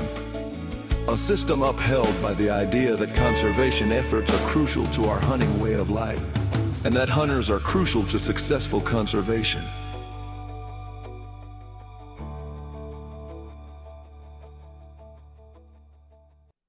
Hey, it's Drew Steele. Look, are you still playing defense with your money? It's time to shift gears and seize the fresh opportunities this new pro-business environment has to offer. That's exactly what certified financial planner professional Alfie Townsend and the team at Advantage Retirement Group do for high net worth investors like you, helping you go on the offense with advanced tax strategies, thoughtful risk management, and forward-thinking financial planning. Imagine enjoying the retirement lifestyle you've worked so hard to achieve, all while staying one step ahead, and in a changing world, you've got to do it. Alfie and his team design personalized strategies to strengthen your financial foundation so you can focus on living life on your terms.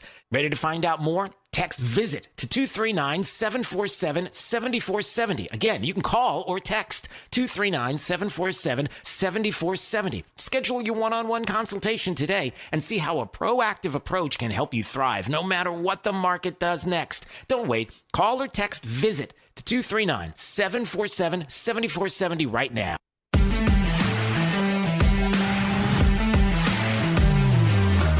Now, back to Florida's Voice with Drew Steele. All right, anytime you want to call, 866-588-8303. We're live Monday through Friday, 3 to 6 p.m.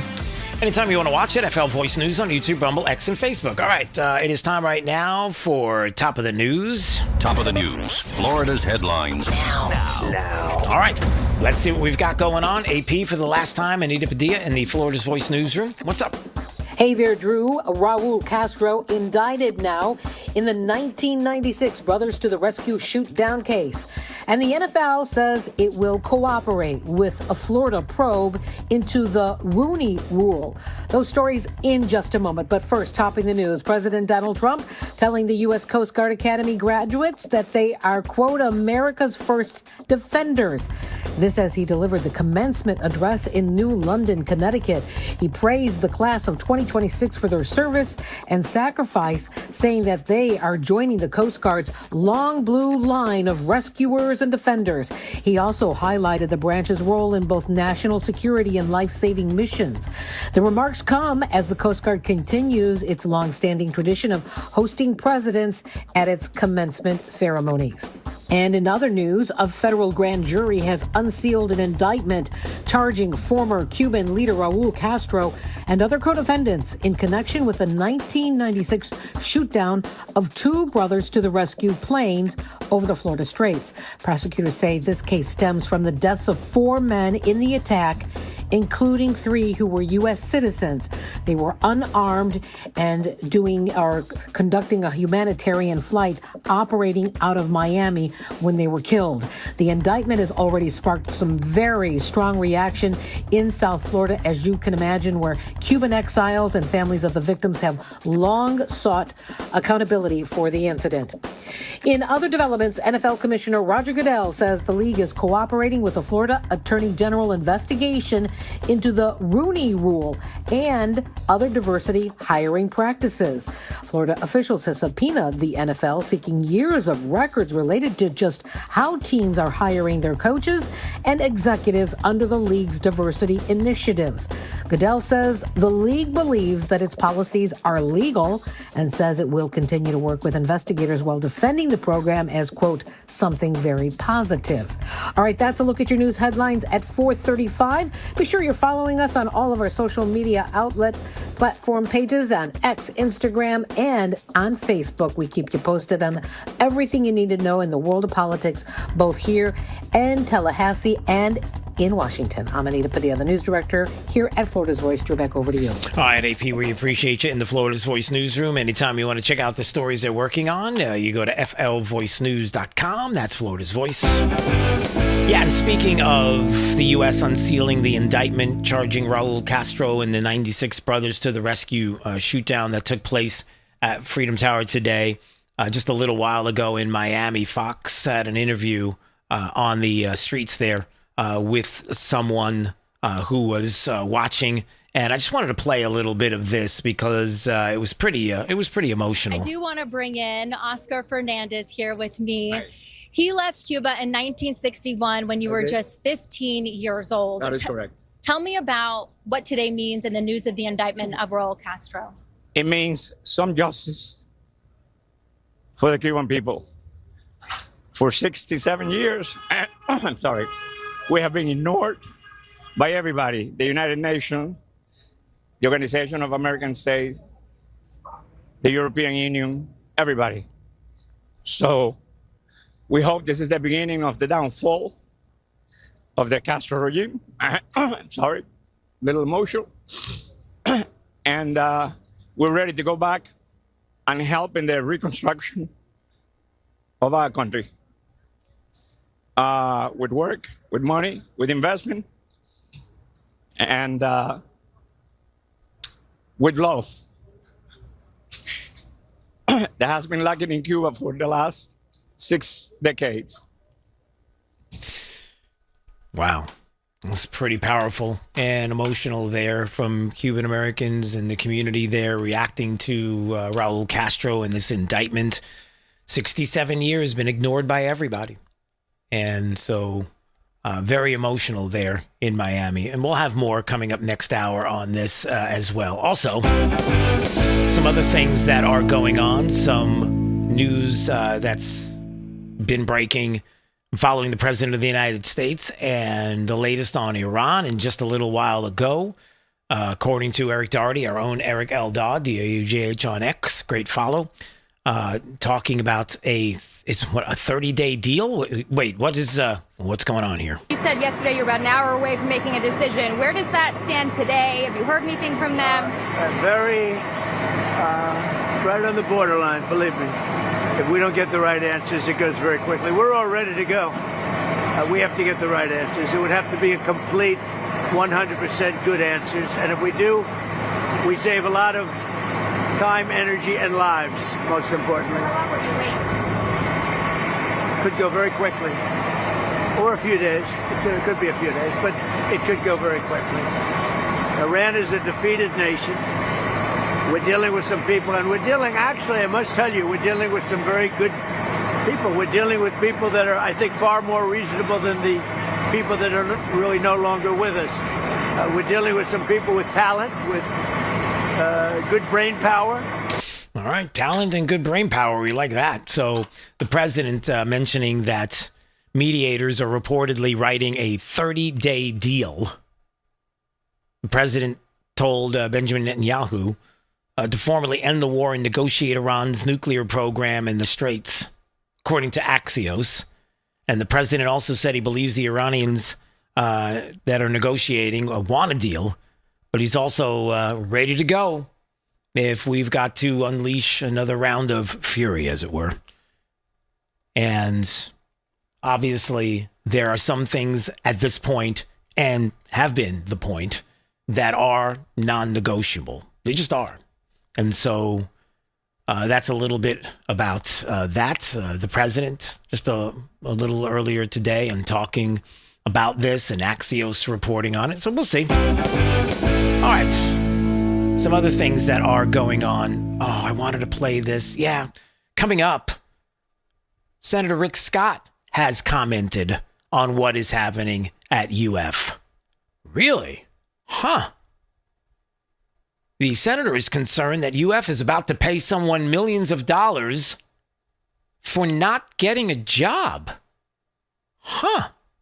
Yeah, we're going to get to that coming up in just a couple of more minutes, because the UF saga and the search for a president continues, and it's not a positive, everybody, what's been going on. Jeff Bezos sat down with CNBC, and this was something else.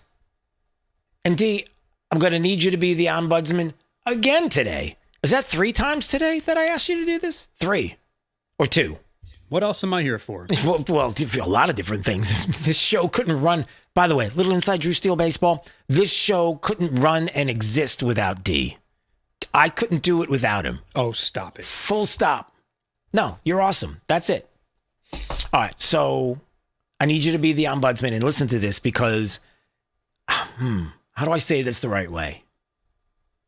If you're listening to Jeff Bezos talk about the economy, talk about our tax system, I want you to just listen to, just forgive me for putting it this way, but I want you to listen as someone who thinks they're hearing the voice of someone who might run for president of the United States one day. I know, sounds crazy. Just don't get excited. I know your eyebrows went up. Just don't get excited. Just follow me on this. So here he is on CNBC, live on Squawk Box.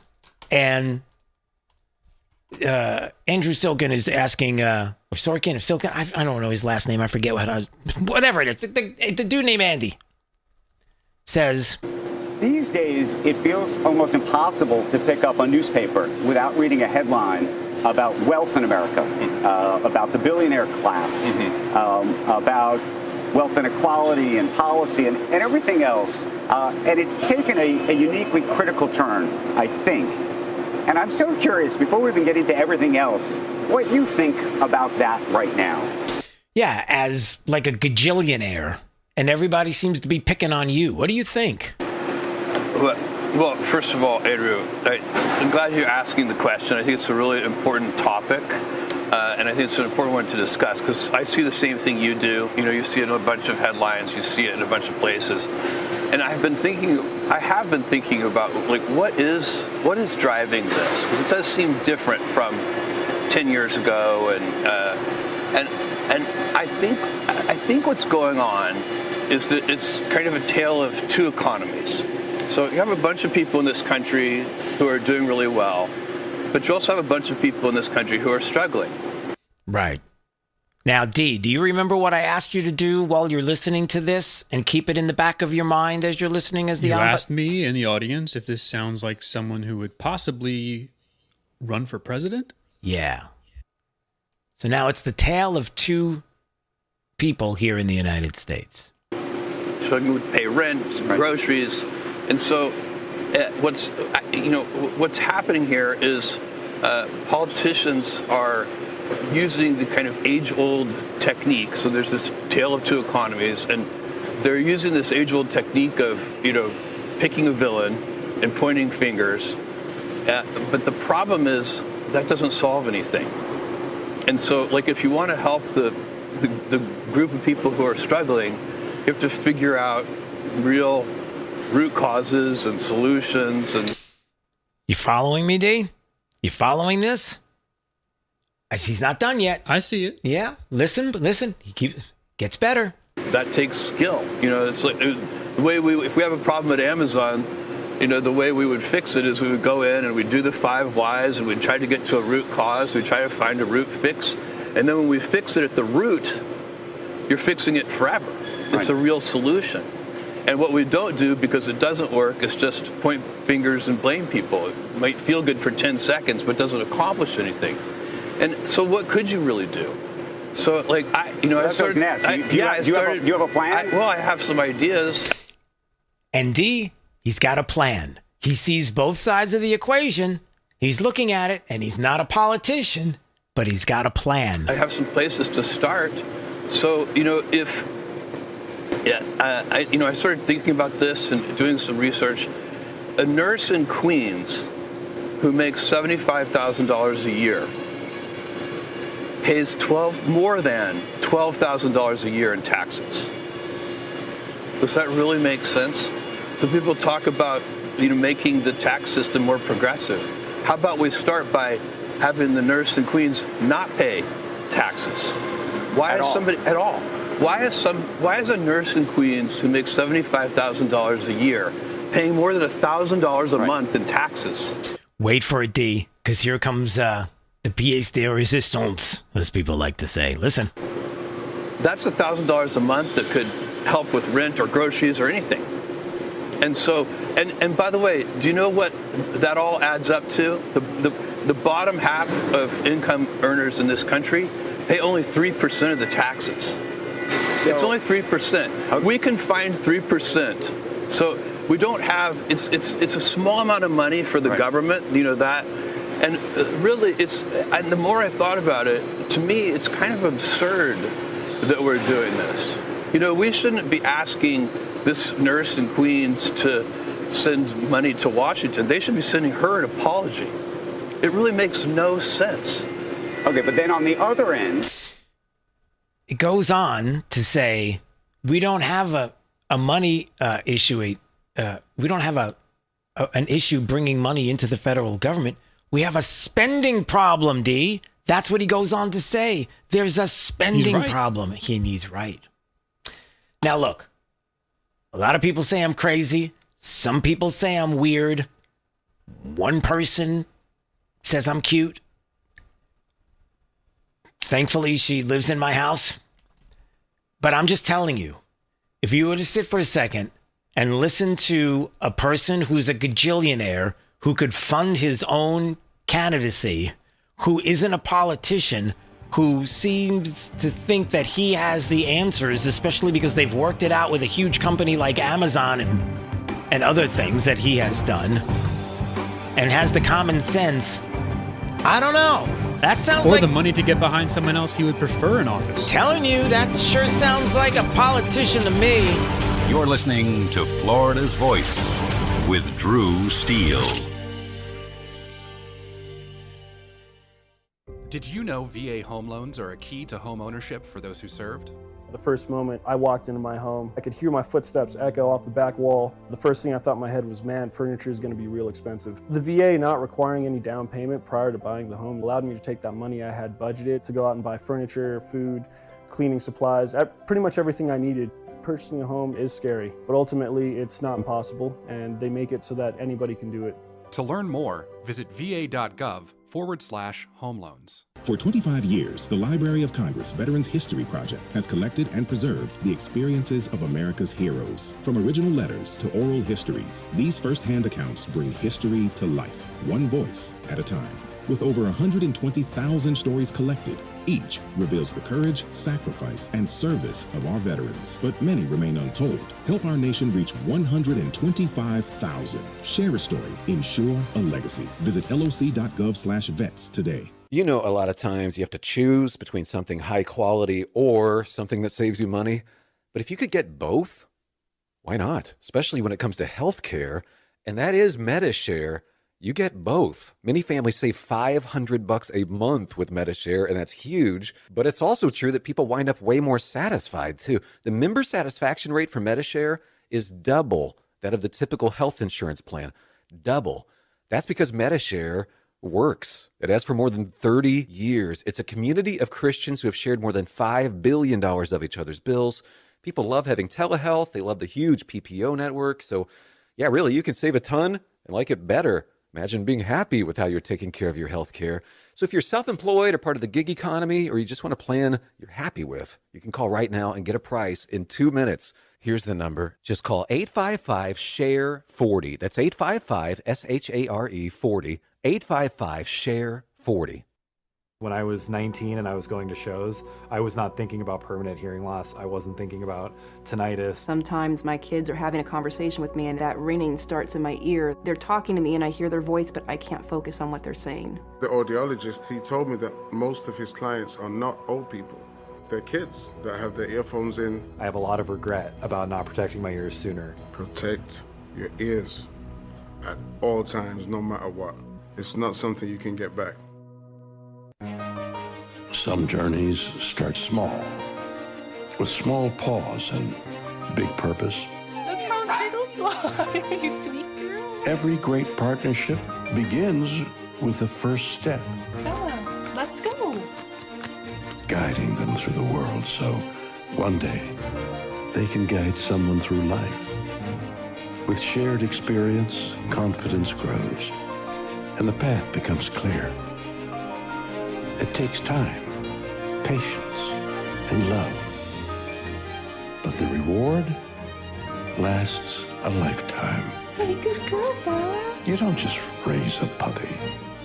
You raise a future. Become a Dogs Inc. puppy raiser. Give a dog a purpose.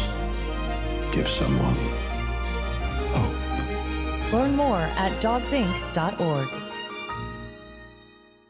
Hey, it's Drew Steele. Listen, I've lived in Southwest Florida long enough to know that when I needed countertops, you go to the best. Who's the best? Rock Solid on JNC Boulevard in Naples. First of all, Rock Solid's consultants, I wasn't really sure what I wanted, but I knew that they were knowledgeable, gave me all the information I needed to make the best decision. I love that fabrication is done on premises. It's not like they're subbing out the job to some third party, right? If you're looking for countertops, backsplash, you know where to go. Rock Solid, JNC Boulevard in Naples.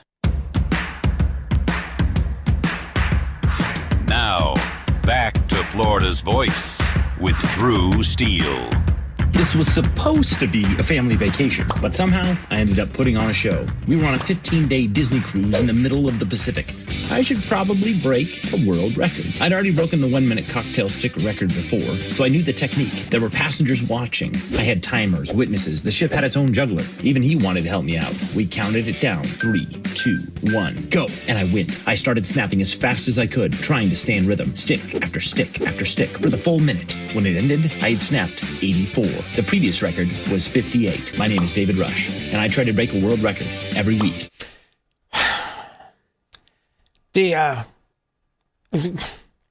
So that's a guy who was apparently on a Disney cruise with his family at sea. And he's like, I like to break records, you know, the Guinness Book of World Records stuff where they have, you know, the world's biggest sponge or something like that. I don't know. Or the world's smallest piece of, well, you know what I'm saying. Anyway, so he's out there, and every week he wants to try to break a world record. And he just attempted to break the world record, and I guess succeeded for the most cocktail sticks snapped in a minute. It's amazing what these people will think of. Well, that's what I'm saying. You know, the first thing is there's a category for that. And like I was joking there a second ago, there's a category for everything. Even the most ridiculous things, the most mundane. No, not mundane, just ridiculous. And the second thing is, what's a cocktail stick? And it's like the umbrellas you put in the cups. Is that what it is? It's the wood stick with the umbrella on it? I think so. Because what else would it be? Because I've never had a cocktail stick that wasn't... Or the stirs. That wasn't that plastic. They put the olives on. Oh, all right. Wait a second. See, this is why I got to have you on my show all the time. This is why I need you. So it's the little stick with the little, whatever that little... The twist at the top. Yeah. You call that a twist? Like the plastic that they put on the end to make it look like a flag or something? I don't know why that's there. Right. Okay. I guess so you don't accidentally pick it up and poke yourself in the eye. It's like, oh wait, there's something on the end. It's like one of those things where someone has a big long piece of wood in the back of their pickup truck and they put a flag on it so you don't run into it, that kind of thing. And that's why they have the little thing on the end of the cocktail stick so you don't poke it in your eye. Okay. So that, which you would pick up a cocktail weenie with, well, which I love. That's the thing. So he's broken the record for the most cocktail sticks, snapped in a minute, and it was 80 something. You think that's a lot? I don't know. I'm just contemplating here. I don't have anything to compare it to. Right. Thanks for the... Okay. I don't know either. The previous record was 56, so that's some pretty good cocktail stick snapping. Okay, there's 2 minutes you can't get back. I apologize. Moving on. You're going to want to stick around for this because coming up, we're going to talk about what's going on at UF. In case you don't know what's happening at UF, for some reason, they've decided that DEI is a pretty good thing for them when it comes to a president who's going to be running the university. I don't know. I can't explain it. Maybe not. Maybe that's not what they're thinking. But I asked a question yesterday about why the University of Florida's board leadership is bringing in not only someone who's going to be the sole finalist. Here we go again. Like, we're not going to consider anybody else. But then it also turns out that, allegedly, there's quite the background for the person that's coming, the former president of the University of Alabama, who's been chosen as the sole finalist. And it has to do with a lot of the DEI thinking that was going on in their past. Like, can we not hire a university president that has DEI in their past? Apparently not. But on top of that, it gets even worse, according to Senator Rick Scott, who's looked into this and said, there's another problem here as well. Regardless of what you think about the person that may or may not be the next university president, there's even more to this. How could there be more? Well, you'll find out. You're listening to Florida's Voice with Drew Steele. My name is Corporal Bradley Joseph Seitz. Jerry Reed. Kate Weber. These are real veterans facing a real challenge. I have PTSD. And I have PTSD. I have PTSD. Post-traumatic stress disorder can happen to anyone. I was still in a war zone in my mind. but treatment can turn your life around. Treatment has really saved my life. To learn about PTSD and how treatment can help you, call your local VA medical center or visit ptsd.va.gov. The best words to hear at the TSA security checkpoint? You're good to go. So check before you jet. Avoid delays at TSA security checkpoints by making sure you have an acceptable form of ID. That means a real ID, passport, or other acceptable forms of identification. Visit tsa.gov/ID to check the full list of acceptable IDs. Avoid travel delays by checking ID requirements, and you're good to go.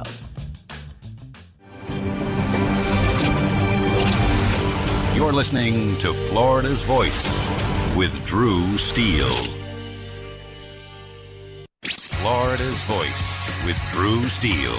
Congratulations on your show. Congratulations on your new show. Big deal, huh? That's why shows like yours are so important. We have an independent county elected sheriff that's the head of law enforcement in Jacksonville/Duval County. And I know how to work toward making this city safe. We can't be shy about speaking on things such as faith and politics.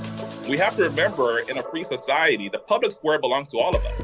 I'm not interested in North Florida looking like Orlando or Miami. I love where we live, but I think that good jobs means that people that live in this district can stay in this district. Fishing and hunting is funding a large part of your conservation projects in Florida, and we want to make sure that those are forever preserved. And the problem with this industry at this point is that they actually target our youth. You can see it in their marketing strategies where it's bright colors, fun names. And that's going to be endlessly litigated. Florida's Voice with Drew Steele.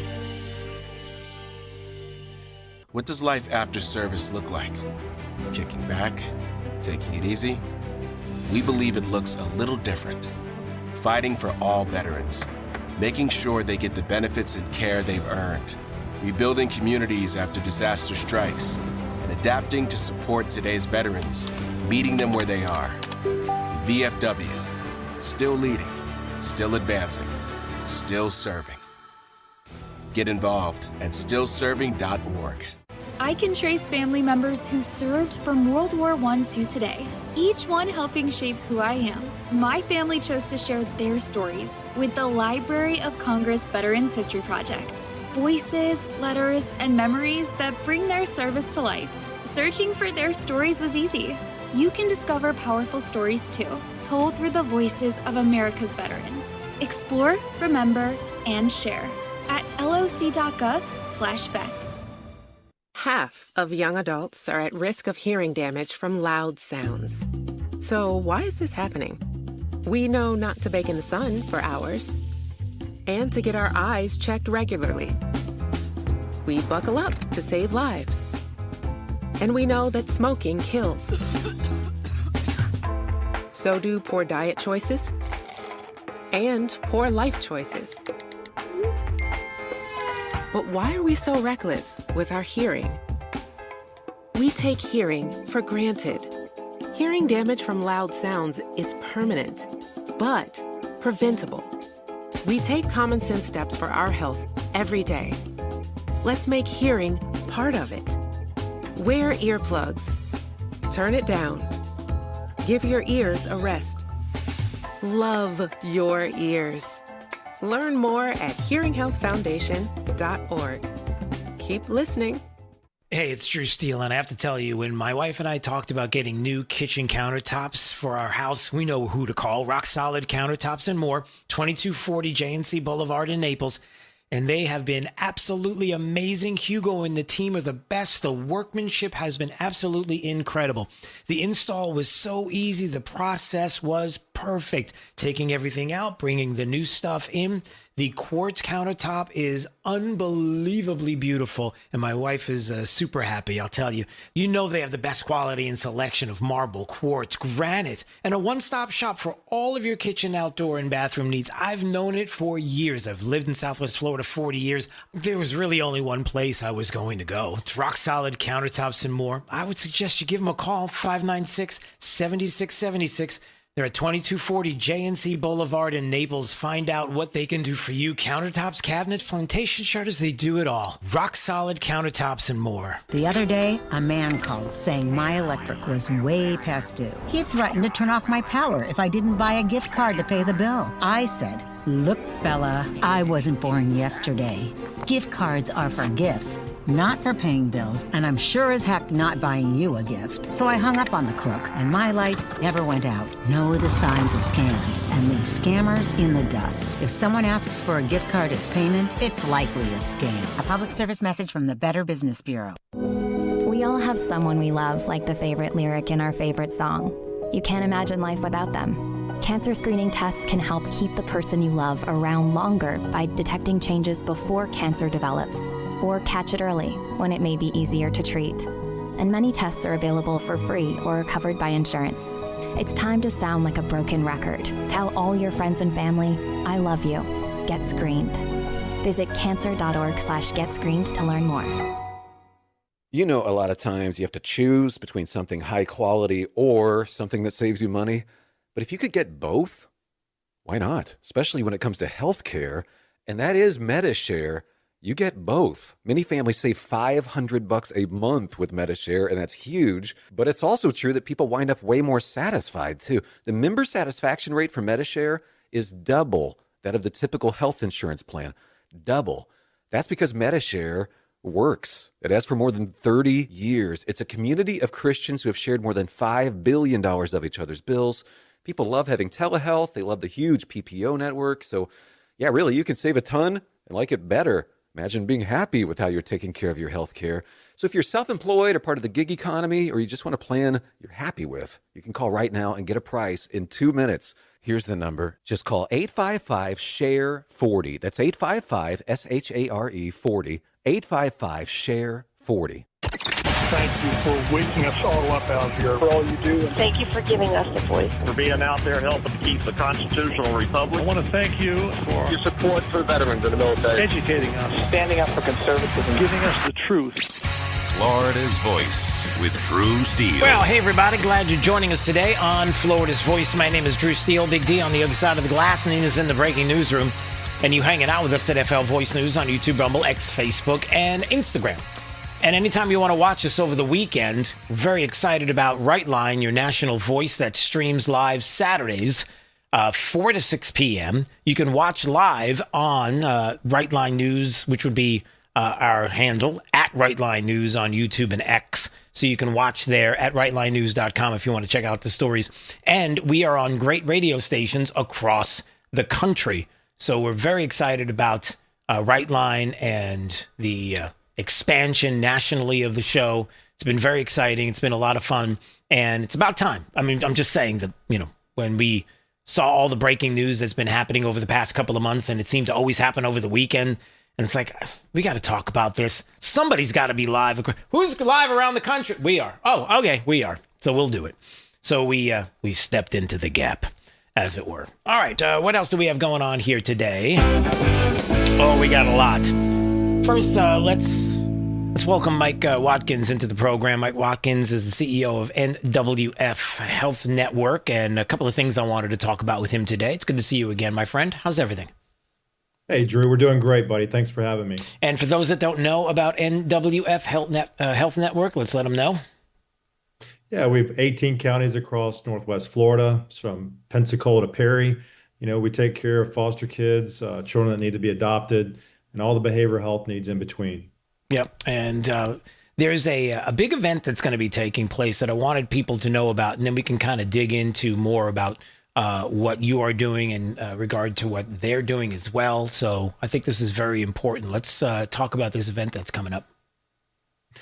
Yeah, it's the National Child Protection Faith Summit. We don't think that that's ever been done in this country before, at least in, since the 70s. We've talked about this once before on your show, Drew. The church has really stepped back, and government took the space and the agency away and said that we're going to be responsible for orphans, and foster children in modern day lingo. And, that's not the church's job anymore. So we're trying to push that back to front and center. Yeah. And this is going to be taking place, by the way, the National Child Protection Faith Summit tomorrow at the Museum of the Bible in D.C. Very important event. Lawmakers and pastors and policy experts and so many people that are coming together for what is, I think, something that, like you described, I don't know that there have been many people who have been president of the United States or even in administration who have had the kind of focus and even people around the country who are now looking at something that I think for far too long, as we talked about before, was not and hasn't been discussed enough. And so it's about time. Yeah, I mean, we care about this country. We care about our children. And, as I've said to Representative Byron Donalds, I've said this to Governor DeSantis, and pretty much anybody will listen, that, families are the building blocks of community. Communities are the building blocks of this state and this nation. So without families, that building block, you don't have economy, you don't have, success, you don't have really anything material that we seek without the family unit. So I can't think of a better way for us to invest in our country than to try to help families be stronger and thrive. Yeah. And of course, children are a big part of that. What is the number now? Because I think we talked about this the last time, and it's staggering, the number of children growing up without a father in their home. Well, in Florida, it's about 600 out of 1,000 have one-parent households. Wow. So, the far majority, 600 out of 1,000, are going to have one-parent household. Most of those are moms, missing a father. So that's, I think that's tragic. When I first heard that number in the last year, I couldn't believe that it had risen to that level. And here we are. We've got a lot of single parents. Now, that doesn't mean that they're not great single parents out there. Right. There certainly are. So we're not saying that is the necessarily the root of all evil, but I will say this, that it's a challenge, for single parents to really provide everything that's expected, everything that's needed for those children. So, Drew, we're coming to DC. All 50 states are invited. I think we're gonna have a great showing tomorrow.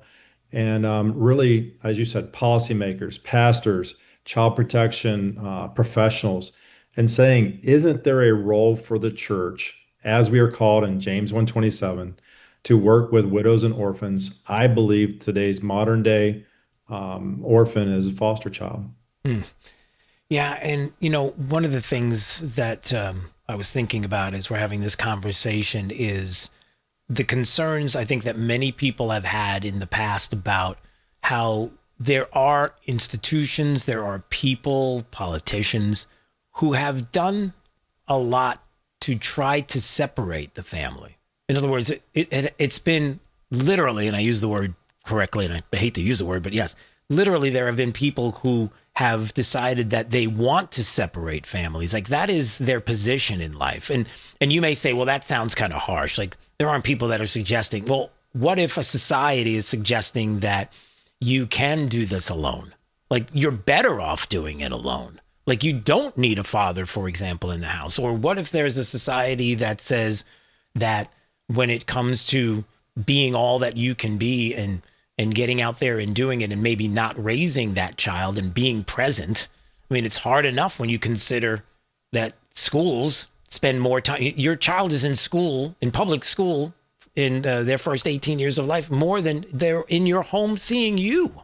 And so when you're spending that kind of time, there are things that have happened where it's not like, I don't want to say overt or covert, but do you see what I'm saying? In other words, the design and how there have been people who have encouraged people to do this and make it so that it's okay and have taken it upon themselves to separate families. Hope that makes sense.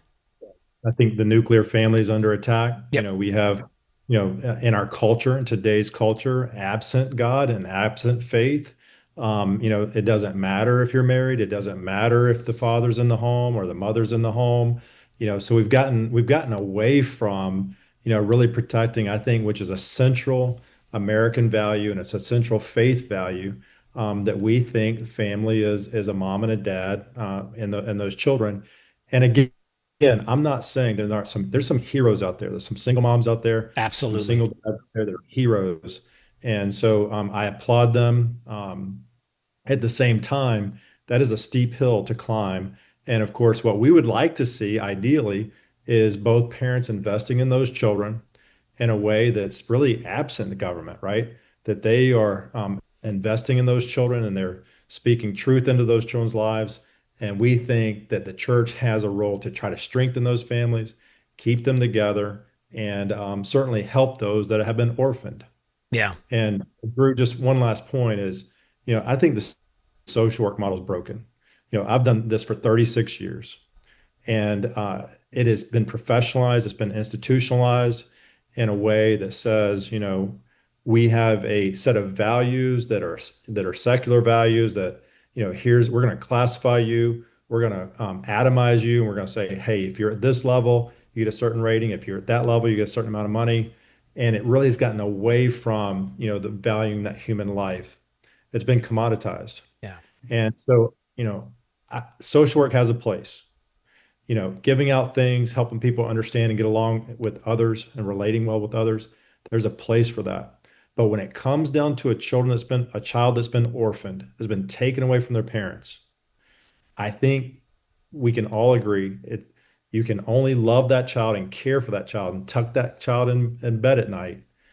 It's going to come down to human beings that are willing to treat and love on those kids. That is not the role of government. That is not a social work role. This is far greater calling. To me, it's James 1:27, that we are supposed to invest and work with widows and orphans. It's Malachi 4:6, says, turn the hearts of the fathers to the children and the hearts of the children to their fathers. We have an absolute responsibility and a mandate to try to help these folks in our community. Well, perfectly said. Absolutely. I would agree with you, Mike. All right, sir. Well, listen, great to see you as always. All the best. God bless. Look forward to the next time we can get together. Okay, my friend? Thank you, Drew. Appreciate you. And I appreciate you as well. Mike Watkins joining us here on Florida's Voice, CEO of NWF Health Network. And we appreciate a few minutes of his time. All right, I got to get to this. So yesterday we were talking about the concerns that many people have had about Stuart Bell, the former president of the University of Alabama. And as it was brought up to me, someone who in the past had talked about DEI, had a presidential DEI advisory committee in 2019, a full strategic DEI plan in 2020, called diversity and inclusion critical, even after the Supreme Court stopped race-based admissions. And then when Alabama banned DEI offices, rebranded them with the same executives in charge, and insisting at the time, allegedly, that the mission hadn't stopped. And if this is true, and I have yet to hear anybody dispute these allegations, as it were, but that's serious. And so now this is the sole finalist. Again, we're not going to ask or talk to anybody else. The sole finalist at UF. Why? Why? Because the last time Sant'Ono was the person who was being chosen as the sole finalist, and then we come to find out all of these things about his past with DEI and the like, and ultimately they voted against him, but I think there was a lot of public pressure. So now we come to find out that even Senator Rick Scott has some concerns of his own. Might be a little separate from knowing whether or not this person is the right person or their history, but there is something that he found out and wrote a letter to Ray Rodriguez, the chancellor of the State University System of Florida. Talked about how the university announced the unanimous recommendation of Dr. Stuart Bell to become the president of UF. And he said, look, he doesn't know Dr. Bell, but it's clear that once again, UF has engaged in a search process that lacked any transparency or public input and failed to interview 3 candidates as mandated under Florida law. Oh boy. The public and students have no idea if this candidate will be successful at helping UF graduates get good paying jobs, as he's describing. And he says, that there was someone that was there, being Dr. Landry, the person who is there in a temporary presidential position.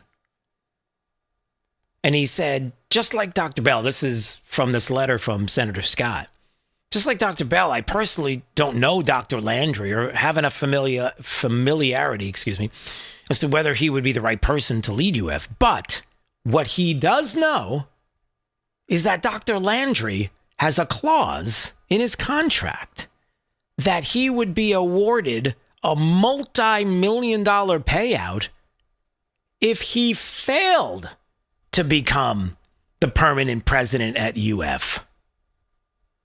That's crazy. By the way, that's not just my words. That's his words on the paper. That's nuts. That's actually my words. So let me get this straight.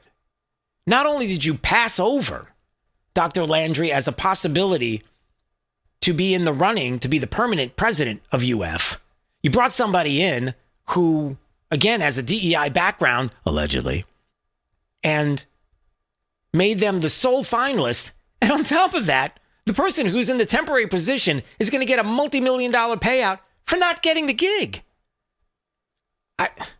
And again, Senator Scott said, look, I'm not advocating for any potential candidate. Frankly, how could I?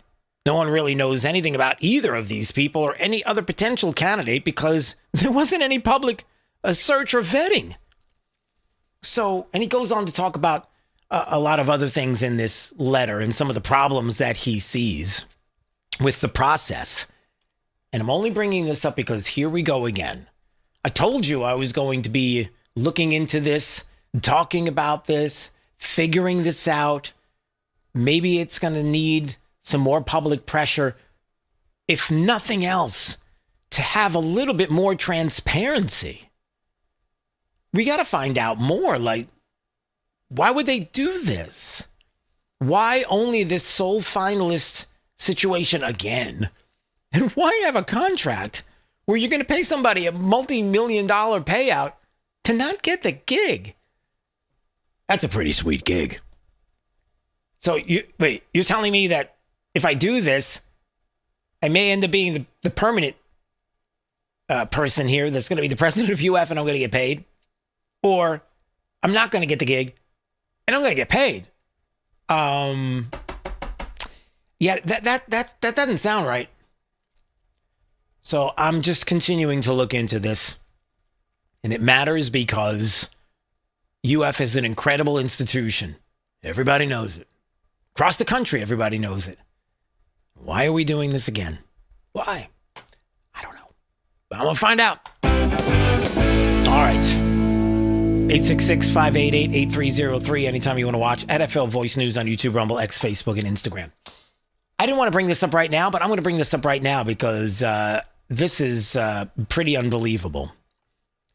So the President of the United States, you remember, as usual, is getting a lot of flack from the left because he found out, among others, that his tax returns were released by the IRS during the 24 election cycle. Highly illegal and unusual. And people were like, well, what are you going to do about it? Well, we're going to sue the IRS for, $10 billion. And clearly was going to be able to win this case. Like, you can't do that. How could you do that? Well, I guess, it's the Biden administration and other deep staters and people that are there. And you know how it goes. I got hairy legs. Well, Joe does. Anyway, so the president says, I'll tell you what, how about in lieu of this, we'll drop it. You pay $1.776, get it, billion to people that have been affected by the deep state, previous administrations, people who have been gone after with lawfare. And you have some politicians that are like, this is a joke. Like, here's a reporter asking Representative Kevin Kiley, big lefty, about what he thinks about this fund. And I want you to listen to this for just a second as he's asked, what do you think about the fund? You probably can't hear that. Let me get the quote. Hold on, stand by. So the quote Do you think January 6th rioters who have been pardoned should receive money from this fund? Now, that's such a broad question because rioters, the people that were pardoned and the people that were in prison, were they truly rioters, or were they people that were like, hey, let's take a snapshot together here inside the Capitol? Like, was that the case? Just asking. But let's hear. So what do you think? Concerns. It's very strange, very unprecedented. It's very concerning. Do you think that January 6 rioters... So this is where he said he's being asked about the January 6 rioters. I don't know why anyone is receiving money from this fund. So he doesn't know why anybody would be receiving money from this fund. Let me help you out with that. With somebody I happen to know, Michael Caputo, who put it out there on social media that he would be the first known claim to the what CNN described as the controversial DOJ weaponization fund for people who believe they've been wrongly investigated by the DOJ.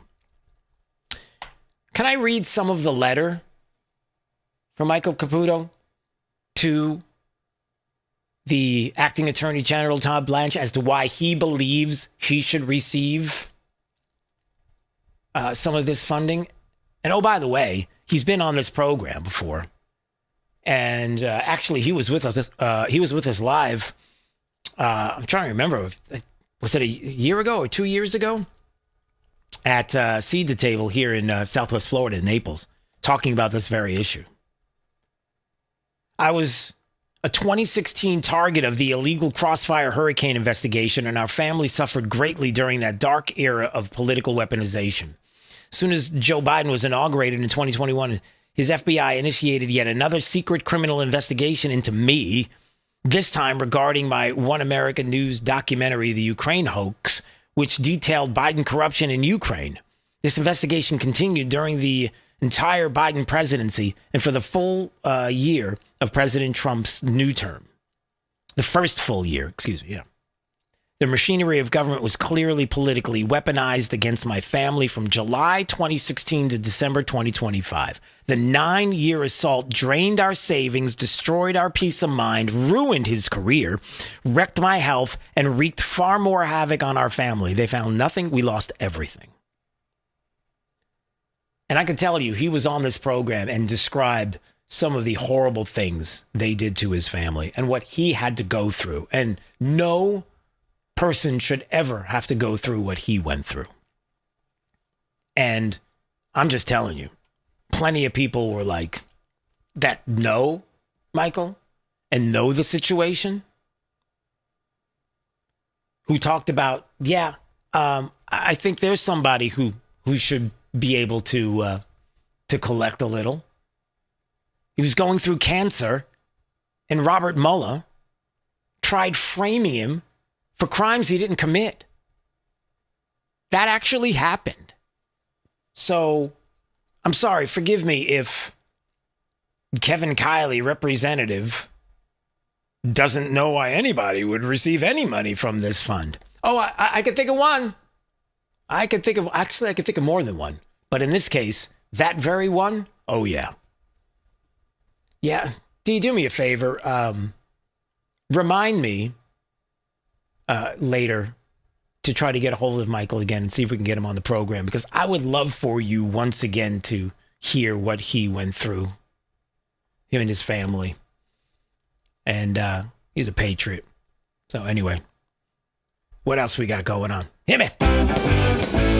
All right, coming up, top 5 audio clips of the day. My top 5 on the way. And also some other things we're watching, including the president, who not too long ago at Joint Base Andrews was talking about Cuba and what is happening there, and people asking about the latest with Raul Castro and this indictment of by the Attorney General and the announcement at the Freedom Tower today in Miami, and a little bit of what the president had to say about that. Well, we have a lot of people there. We have the CIA there. We have Marco is there. Marco's parents, as you know, were from Cuba. So we have a lot of expertise in Cuba. A lot of expertise in Cuba. So a lot going on with Cuba. We'll get to more of it coming up in just a little bit. But first, top 5 audio clips of the day all the way next. You're listening to Florida's Voice with Drew Steele. You know, a lot of times you have to choose between something high quality or something that saves you money. But if you could get both, why not? Especially when it comes to health care. And that is MediShare. You get both. Many families save $500 a month with MediShare, and that's huge. But it's also true that people wind up way more satisfied, too. The member satisfaction rate for MediShare is double that of the typical health insurance plan. Double. That's because MediShare works. It has for more than 30 years. It's a community of Christians who have shared more than $5 billion of each other's bills. People love having telehealth. They love the huge PPO network. So, yeah, really, you can save a ton and like it better. Imagine being happy with how you're taking care of your health care. So if you're self-employed or part of the gig economy, or you just want a plan you're happy with, you can call right now and get a price in 2 minutes. Here's the number. Just call 855-SHARE-40. That's 855-SHARE-40. 855-SHARE-40. Hey, Max, you look absolutely dashing in that purple tie. Ready to harness the world? You bet, Daisy. I'm ready as I'll ever be. And might I say, your purple tie really pops with your vest. Thanks. I almost went with a cape, but didn't want to come across as pretentious. Nonsense. Anyone in our line of work should rock a cape. You might be onto something, Max. Phew, so here we go. First day on the job. We've got this, right? Right. Don't forget, we both graduated from Dogs Inc. with honors. Which means I can guide my human around a busy city with ease. And I can give my human a restful night. I hope my human is kind and loving. And I hope mine likes wet kisses and zoomies. Ready to make a difference? Born ready. Let's go. Discover how extraordinary dogs like Daisy and Max change lives at no cost to the recipients. Visit dogsinc.org. After my injury, I lost my sense of purpose. I lost the ability to tuck my daughters into bed. Homes for Our Troops build specially adapted homes with features that allow our veterans to function independently and focus on their recovery and family. This life-changing gift of freedom is provided mortgage-free thanks to our donors and supporters. Homes for Our Troops gave me a home where I can be a dad. Homes for Our Troops gave me a brighter future. We need you to join us too in completing this important mission. Learn more at hfotusa.org. I'm Chris Jakovic. I served in the United States Air Force and I deployed 3 times. Being a veteran, it's interwoven into your DNA. It is really the absence of the connection and the purpose that can really drive a lot of veterans to some negative thoughts. For those who are in a suicidal crisis, the window of time to save somebody's life is very short. Our duty is to protect ourselves and protect our families. And one way you can do that is store your weapons safely. Store all your guns securely. Help stop suicide. Brought to you by End Family Fire and the Ad Council. Since the dawn of time, man and wildlife have shared a connection. And hunting traditions passed down from generation to generation have connected man to the natural world. From bow and arrow to hook and bullet, as man evolved, our link to those traditions remains. Yet today, our basic instinct to provide and as part of the hunt, to conserve and appreciate the natural world has fallen under attack for the first time in human history. Misguided politicians and radical activists pushing an agenda to end hunting as we know it are leading a war against our heritage. In their misguided policies and protests, they demonize hunters and belittle our way of life. The result? Hunters leaving the sport in droves while our wildlife and ecosystems suffer the consequences as conservation funding dries up. Named after the father of the North American model for wildlife conservation, the International Order of T. Roosevelt is fighting in the arena to protect and expand the rights of hunters everywhere. We will fight back against these forces to make sure that every American has a right to hunt, enshrined in their state constitutions. We will educate the next generation in our traditions and seek to expand accessibility so that everyone can enjoy our pastimes. And we will continue to hold true to our namesake's efforts to protect, preserve, and ensure open access to our nation's wildlands. Teddy Roosevelt's vision for American conservation defines our modern hunting and conservation system. A system upheld by the idea that conservation efforts are crucial to our hunting way of life, and that hunters are crucial to successful conservation.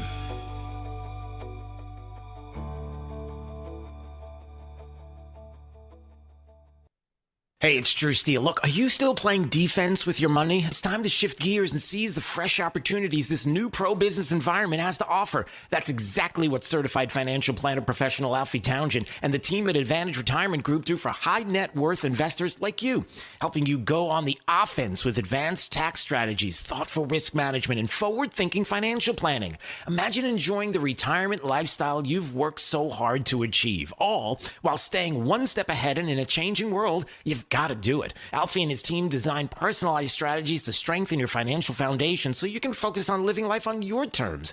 Ready to find out more? Text VISIT to 239-747-7470. Again, you can call or text 239-747-7470. Schedule your one-on-one consultation today and see how a proactive approach can help you thrive no matter what the market does next. Don't wait. Call or text VISIT to 239-747-7470 right now.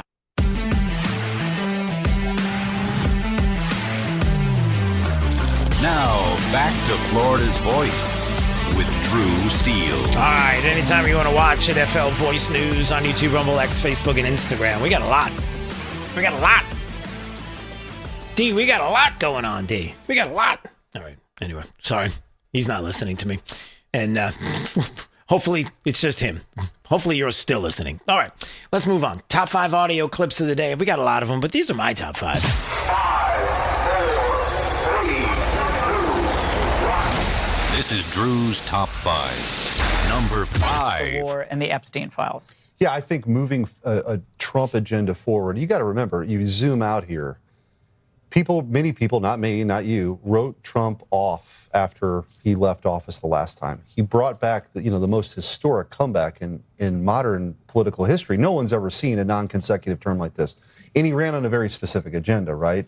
It was taking on the establishment kind of interests, illegal immigration, legal immigration in some instances. And so when you're trying to move that agenda forward, it's very important that you have a Republican Party that's aligned with where our voters are at. And I think that's really what the issue here is. Yep. That's what the issue was all about, being aligned with the voters. And obviously, Massey was not. That was Eric Schmidt, Missouri Senator, last night talking about Thomas Massey's loss in his primary. And listen, that's what ends up happening when you're not on board. Number 4. Ubiquitous bloviating of the commander-in-chief has put us all as defined as who we are in opposition to him. That's right, yeah. And it's just a ridiculous framing. It's a ridiculous framing. That's right. So that's Jon Stewart, who wanted you to believe last night on Stephen Colbert's soon-to-be-gone program that, it's a ridiculous framing that we talk about Trump all the time. Well, we're talking about Trump in the very moment. I mean, you don't see the irony in that at all. Of course he doesn't see the irony in that. It's Number 3. But we need to stop allowing the Democrats and the minority to run the Senate, to destroy this country. And that's why I reluctantly have called to end the filibuster. The Senate is broken. There's not much left the filibuster anyway. A lot of my Republican colleagues just refuse to vote to give Democrats the tool that they're going to take anyway. I mean, that's the reality of the situation. Wow. So that was pretty big today on Capitol Hill. Senator Ron Johnson from Wisconsin saying, look, it's time. We need to just stop allowing Democrats in the minority to run the Senate to destroy the country. So we got to end the filibuster. Senate's broken. GOP colleagues refuse to vote to give Democrats the tools that they're going to take away anyway. So what are we doing here? We've got to do something. And I have to be honest. I think he's spot on with that assessment. I think at this point, it's not the country that you hope or you think that we live in. It's the one that actually exists, and it has Democrats in it, and it's just trouble. Number 2. I don't pay taxes. So true. I pay billions of dollars in taxes. And it's a perfect, again, if people want me to pay more billions, right, then let's have that debate. But don't pretend, that's going to solve the problem. You could double the taxes I pay, and it's not going to help that teacher in Queens. I promise you. This is So you can't connect those two things, not logically. There are more examples. Why is rent expensive? Why is rent so expensive? I recently saw somebody blamed it on Airbnb. Okay, Airbnb is not the cause of expensive rent. In fact, it's been almost, let me finish here 1 sec. It's already been outlawed in New York City, and rents are still very high. So we know Airbnb isn't causing high rents. What's really causing high rent is government intervention. Whoa, government, that's Jeff Bezos, who's talking about government intervention. And like Mamdani is like, listen, the socialists, they want to throw New York into this frenzy and all the taxes and everything. And he's like, look, Jeff Bezos says, you can double the taxes. It's not going to help the teacher in Queens. You can't connect the two things. It's not logical. If you want him to pay more billions, how about stop the crazy spending that you're doing and getting government in the way? Because all they're going to do is take the money and use it on whatever they want. And they're not going to change anything about what has been happening. He's pretty much spot on with that, to be honest. It's the truth. Number 1. Mr. Castro and the others are charged with additional crimes as well, including destruction of aircraft and 4 individual counts of murder. The indictment was returned by a grand jury sitting in this district in Miami on April 23rd, 2026, and was unsealed today. For nearly 30 years, the families of 4 murdered Americans have waited for justice. On February, this is a story all too familiar. On February 24th, 1996, 2 civilian aircraft operated by Brothers to the Rescue were shot down over international waters by military aircraft from Cuba. 4 men were killed: Carlos Costa, Armando Alejandre Jr., Mario de la Peña, and Pablo Morales. They were unarmed civilians and were flying humanitarian missions for the rescue and protection of people fleeing oppression across the Florida Straits. As alleged in the indictment, Raul Castro and 5 co-defendants participated in a conspiracy that ended with Cuban military aircraft firing missiles at those civilian planes and killing 4 Americans. Those are the allegations returned by a federal grand jury. My message today is clear. The United States and President Trump does not and will not forget its citizens. What a day. What a day today as the acting Attorney General Todd Blanche announcing Raul Castro's indictment connected to the 1996 downing of these planes where, Drew's Top 5. What took place and what happened as was described there, where you had these 4 individuals who were trying to help with humanitarian aid only to be shot down by Raul Castro. And now they are being held accountable for what they did, finally being held accountable. And one of the things that the Attorney General apparently was talking about as well was that the Cuban leader Raul Castro is going to have to show up in the U.S. by his own will or another way. I wonder what the other way might be. I got some thoughts on that. I'm sure some others do as well. So, yeah, we'll keep an eye on this story. As a matter of fact, we reached out to Congressman Mario Diaz-Balart. I think he was there to get his thoughts on this. So, possibly, we might possibly get a call from him coming up in a couple of minutes. Should be any second. All right, well, we'll see. Hopefully. That would be great. Love to get his thoughts on this. All right, a couple of other things that are going on quickly as we transition.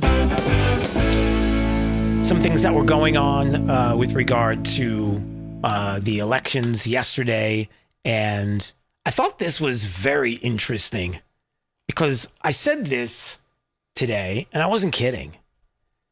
Thomas Massie, Marjorie Taylor Greene, some others that decided that they weren't going to be going along with a lot of the president's agenda. For some reason, things changed for them. Listen, you can speculate as to why with Marjorie Taylor Greene or Thomas Massie, who, when he started out, was someone who was quite different than he is now. But with all of these different people who are being primaried out, some would say by the president, let's just remember something. I think there's more than a few people that realize that they're not going away. As a matter of fact, there may be a coalition of people getting together and thinking about the future. Now, I don't know if that's crazy talk. Like, what are you suggesting, Drew? I'm not suggesting anything. But here's NBC, who was talking about this yesterday, and they said... For his reaction tonight, I asked him, what would Gallrein's victory mean tonight for the president's track record? And they told me it means the president keeps his commitment. So this is definitely a race, as we've been talking about, that pretty much comes up on top of all the other races. The president watching it so closely. All right, I need to cut this short because we've got Congressman Mario Diaz-Balart on the line with us. We're going to go to him in just a second, but I'll let you know what she said. She said at the watch party for Thomas Massie, there's already calls for him to run for president to stay relevant somehow. I'm just saying, they're not going to go away. They want to stay relevant, so I don't know what that looks like. But let's talk about Cuba for just a second. I believe he's on the line with us right now. Congressman Mario Diaz-Balart joining us here on Florida's Voice. I believe he's there, sir. How are you? Can you hear me? I'm here. How are you, sir? I hear you perfectly, yes. Wow, what a day. Let's talk about this. Very important day today. Incredible news. It is. Yep. And well, look, since the mid-'90s, when there was a premeditated murder of 4 individuals, 3 Americans and 1 legal U.S. resident, premeditated in cold blood murder. These were 3 Cessnas, unarmed Cessnas, flying, in over the international airspace off of Florida. When all of a sudden these MiGs were sent from Cuba, fired missiles at these Cessnas, killing 4 people, murdering 4 people in cold blood, and it was premeditated. And by the way, that was known at the time. But at the time, the U.S. Attorney's Office, under President Clinton, actually had an indictment prepared, actually 2 indictments, one against both Fidel and Raul Castro for the murder of these Americans. Another indictment, by the way, separate indictment for narco trafficking that the Castro brothers were involved with. Both those indictments, including the one dealing with the murder of these innocent Americans, were frankly literally thrown into a drawer, and stopped by then the Clinton administration. And ever since then, the families of these innocent individuals have been clamoring for justice. And here's the interesting thing, is that in an article, for example, Fidel Castro years ago said, we did that and we planned it, and Raul Castro gave the order. And then there's even an audio recording that's been published in the press, which, by the way, the U.S. intelligence authorities had since the beginning, but they held it back. They hid it from anybody, but eventually the press got a hold of it. No, I know. It's really amazing, right? Because we're talking about the cold-blooded murder of Americans. Right. So there was an audio recording of Raul Castro saying exactly what he did and how he gave the order and how it was supposed to be done, etc. And so the family members and a lot of us have been clamoring just for justice, because you can't kill Americans and nothing happens. And so, fast forward to, different presidencies. But once again, it requires a president named Donald J. Trump, who once again is standing up for the rule of law, standing up for the American people, and not allowing Americans to be murdered with impunity. And so his attorney general, his also acting attorney general, and the U.S. Attorney General's office in Miami looked at that case and saw ample evidence in order to indict for the murder of these 4 people, Raul Castro and a number of others who were involved in that murder. So the indictment is for murder, for conspiracy to commit murder. And again, here are the facts. These are 4 individuals in unarmed little Cessna airplanes who are flying over the Straits of Florida looking for folks that may be floating in the ocean on a raft. And if they saw somebody, they would literally contact the U.S. Coast Guard saying, hey, there's an individual out there, and the U.S. Coast Guard would go out there and rescue them. That's what they were doing. And for that, they were murdered in cold blood in a premeditated fashion. And I am, as always, I am in awe of this president. Yeah. This is the president who continuously fights for the American people. And then, by the way, we also see some Democrats that, just like they are defending the Ayatollahs in Iran, just like they defended and continue to defend Maduro in Venezuela, just like they defended Soleimani, that terrorist Iranian thug that President Trump eliminated in his first term, they are now saying, "Oh my gosh, how can you indict a person who knowingly, premeditated fashion, called and had 4 individuals murdered in cold blood?" I am so grateful for this president, to this president. There are so many reasons I'm grateful for him, and I am so proud of supporting President Trump. And here's just one more, just one more of many reasons why President Trump is going to be recorded in history, is, I think, one of the greatest presidents in our history, in our country's history. I would agree. And one more thing before we go, and I would ask you this. Do you feel like it's like there, like tangible, like there's going to be real change in Cuba coming up? I just feel like this is an opportunity. Unlike other opportunities where you felt like something could happen, this feels like this is the moment. Like this is the pivot point right here, right now. Yeah, look, I've said this multiple times, and I worked very closely in the first Trump administration with then Senator Marco Rubio, particularly on issues dealing with Western Hemisphere in the first Trump administration. And once Biden got into the White House, I said this on multiple occasions. I may have said it on your show, which is I was convinced that these anti-American, dictatorship regimes in the Western Hemisphere would have not survived another Trump term. I will reiterate what I've always said. I am convinced that this dictatorship, which is a state sponsor of terrorism, and people say, oh, but they're not a threat to the United States. That's not true. They're not a threat to invade the United States, but they're a threat like Al Qaeda or like ISIS is. Sure. Not like not like China. But they harbor U.S. fugitives from U.S. law in Cuba. They harbor terrorists, including Al Qaeda terrorists, FARC, ETA, Hamas, and others. They have listening stations for both the Chinese and the Russians, sophisticated listening stations, and I can't talk about other things that are on a classified mode. Right. They allow Russian nuclear submarines to dock 90 miles away from the United States, threatening the United States. And I could go on and talk about why it's such a. By the way, now it came out, which I've known, but I couldn't talk about. So now it came out in the press, that they have bought hundreds of Iranian drones. Yeah. Yep. And so I still hear some on the left say, oh, they're not a threat. Really, they're not a threat. We also know that they are among the most, even during the Obama administration, the intelligence of the United States, the intel community of the United States said that the 4 most effective, think about this poor little country 90 miles away, they said that the 4 most effective anti-American espionage networks in the entire planet were China, Russia, Iran, and Cuba. And they share intelligence with all of the enemies of the United States, North Korea, China, etc. It is a huge threat to the national security interests of the United States. And here's what I know, my friend. President Trump does not look the other way when the United States and the American people are threatened, when there is a threat to the national security interests of the United States. And we're seeing, once again, when Americans are harmed, this president acts. And I am so grateful to be, just working with President Trump on so many issues, on getting the economy going, on lowering prices, but also on the security interests of the United States. And I could not be more proud to be a partner in these efforts with President Trump. Absolutely. All right. Well, we've got to jump. I know you've been busy. I can't tell you how much I appreciate a few minutes, and you got to come back soon. Okay. Please come back. Okay. Yes, God willing. Thank you, sir. All right. Look forward to it the next time we get together. Thanks so much.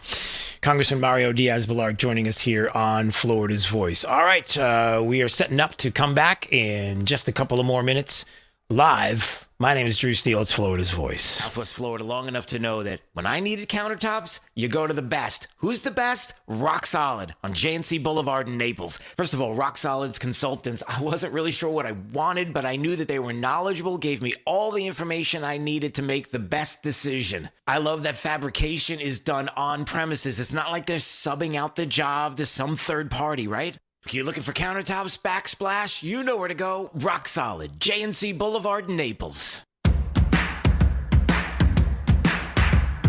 Now, back to Florida's Voice with Drew Steele. All right, anytime you want to watch NFL Voice News on YouTube, Rumble, X, Facebook, and Instagram, and anytime you want to check out the weekend show, you can do it. Right Line, your national voice, streaming live Saturday afternoons, 4 to 6 p.m. You will no longer will you be without breaking news on the weekends. We are live with great newsmakers and breaking news and so much more. So anytime you want to check us out at Right Line News on YouTube and X, and anytime you want to listen, we are on great radio stations across the country. Where do we want to end up the program today? I don't know. There's so much that I can end with. Why don't we just go here? Because we've got a couple of minutes. Let's see if we can do this. I know that we haven't talked a lot about climate change lately, and sometimes we... How dare you? But I haven't even said anything yet. So the climate change issue now comes up again. Breitbart put out this clip on X of former Senator Bill Frist, who was sitting with Al Gore, and they're talking about... Well, they weren't talking about climate change necessarily, but somehow he got into a conversation that I think we're going to hear more about in the future, because former Senator Bill Frist was I guess a surgeon in his former career, and he was talking about every day, just about every night, walking into an operating room, making an incision and opening the chest. Just what you did. It can be made dramatic, which is what you do, and many times taking the lung out, putting it elsewhere, and putting new in our heart. Oh my goodness, I hope nobody's eating dinner. Sorry about that. Looking at that lung, disease, shriveled, toxins, mottled with tar, mottled with cigarette smoke, sort of what the damage is called. Yeah, okay, so somebody was smoking cigarettes and they ruined their lungs, I get it. Knowing that I was going to transplant it, or cut it open and remove a tumor. Oh my gosh, don't have to be so graphic, okay. And then it wasn't an epiphany, because you kind of overstate it if you say it's an epiphany. I remember he's sitting with Al Gore, and he's the king of climate change here, so here we go. But asking myself, what does happen upstream? Yes, genetics is probably 30% of it. But how about the cigarette smoke? Was that part of it? You were mentioning the tar and everything. What about that? What's the other 70%? And what we've been talking about today is the sort of force multiplier effect of climate. What? Okay, so I'm sorry. So in case you're wondering what's going on here, well, let him talk a little more. No, go ahead. Whether it's the heart disease or the lung disease, or when I open the coronary artery and you see all the cholesterol there, coming back to diet. That's climate change? So hold on, let me get this straight. D, is this going to be, is this the next thing that we're going to be talking about with regard to climate change? So is this the pivot? So are you suggesting that are you suggesting that the pivot right now for Al Gore to continue to stay relevant in the climate change sphere, as it were, is that if you get like a heart disease or something, blame the climate? That's the pivot. What? And he goes on to say, and I don't have enough time to play the rest. Does it seem that crazy from them, Drew? No, it doesn't. But yeah, I mean, it doesn't seem to them, but it seems to me. He goes on to say, quote, everybody in here is going to have a disease that's climate related. You may or may not know. Yeah, it's called allergies. You're kidding. I'm not kidding. So, just to be clear, former Senator Bill Frist hanging out with Al Gore. Why? I don't know. Maybe it's because he's useful to Al Gore to come up with the biggest nonsense or nonsensical thing I could think of, or the latest pivot on the climate change hoax, which is everybody's going to get a disease. And I hate to break this to you, But I had this epiphany, this revelation that came to me while I was doing what he described and being a little graphic about it, which is, yeah, the climate caused this. Somebody's going to get a disease out there, and you can blame climate change unless we do something about it, because probably in about 10 more years, we're all going to die, and it's going to be a horrible place. So give Al Gore your money. I can't believe it. Actually, I can. But we got to go. You're listening to Florida's Voice with Drew Steele. My name is Corporal Bradley Joseph Seitz. Jerry Reed. Kate Weber. These are real veterans facing a real challenge. I have PTSD. And I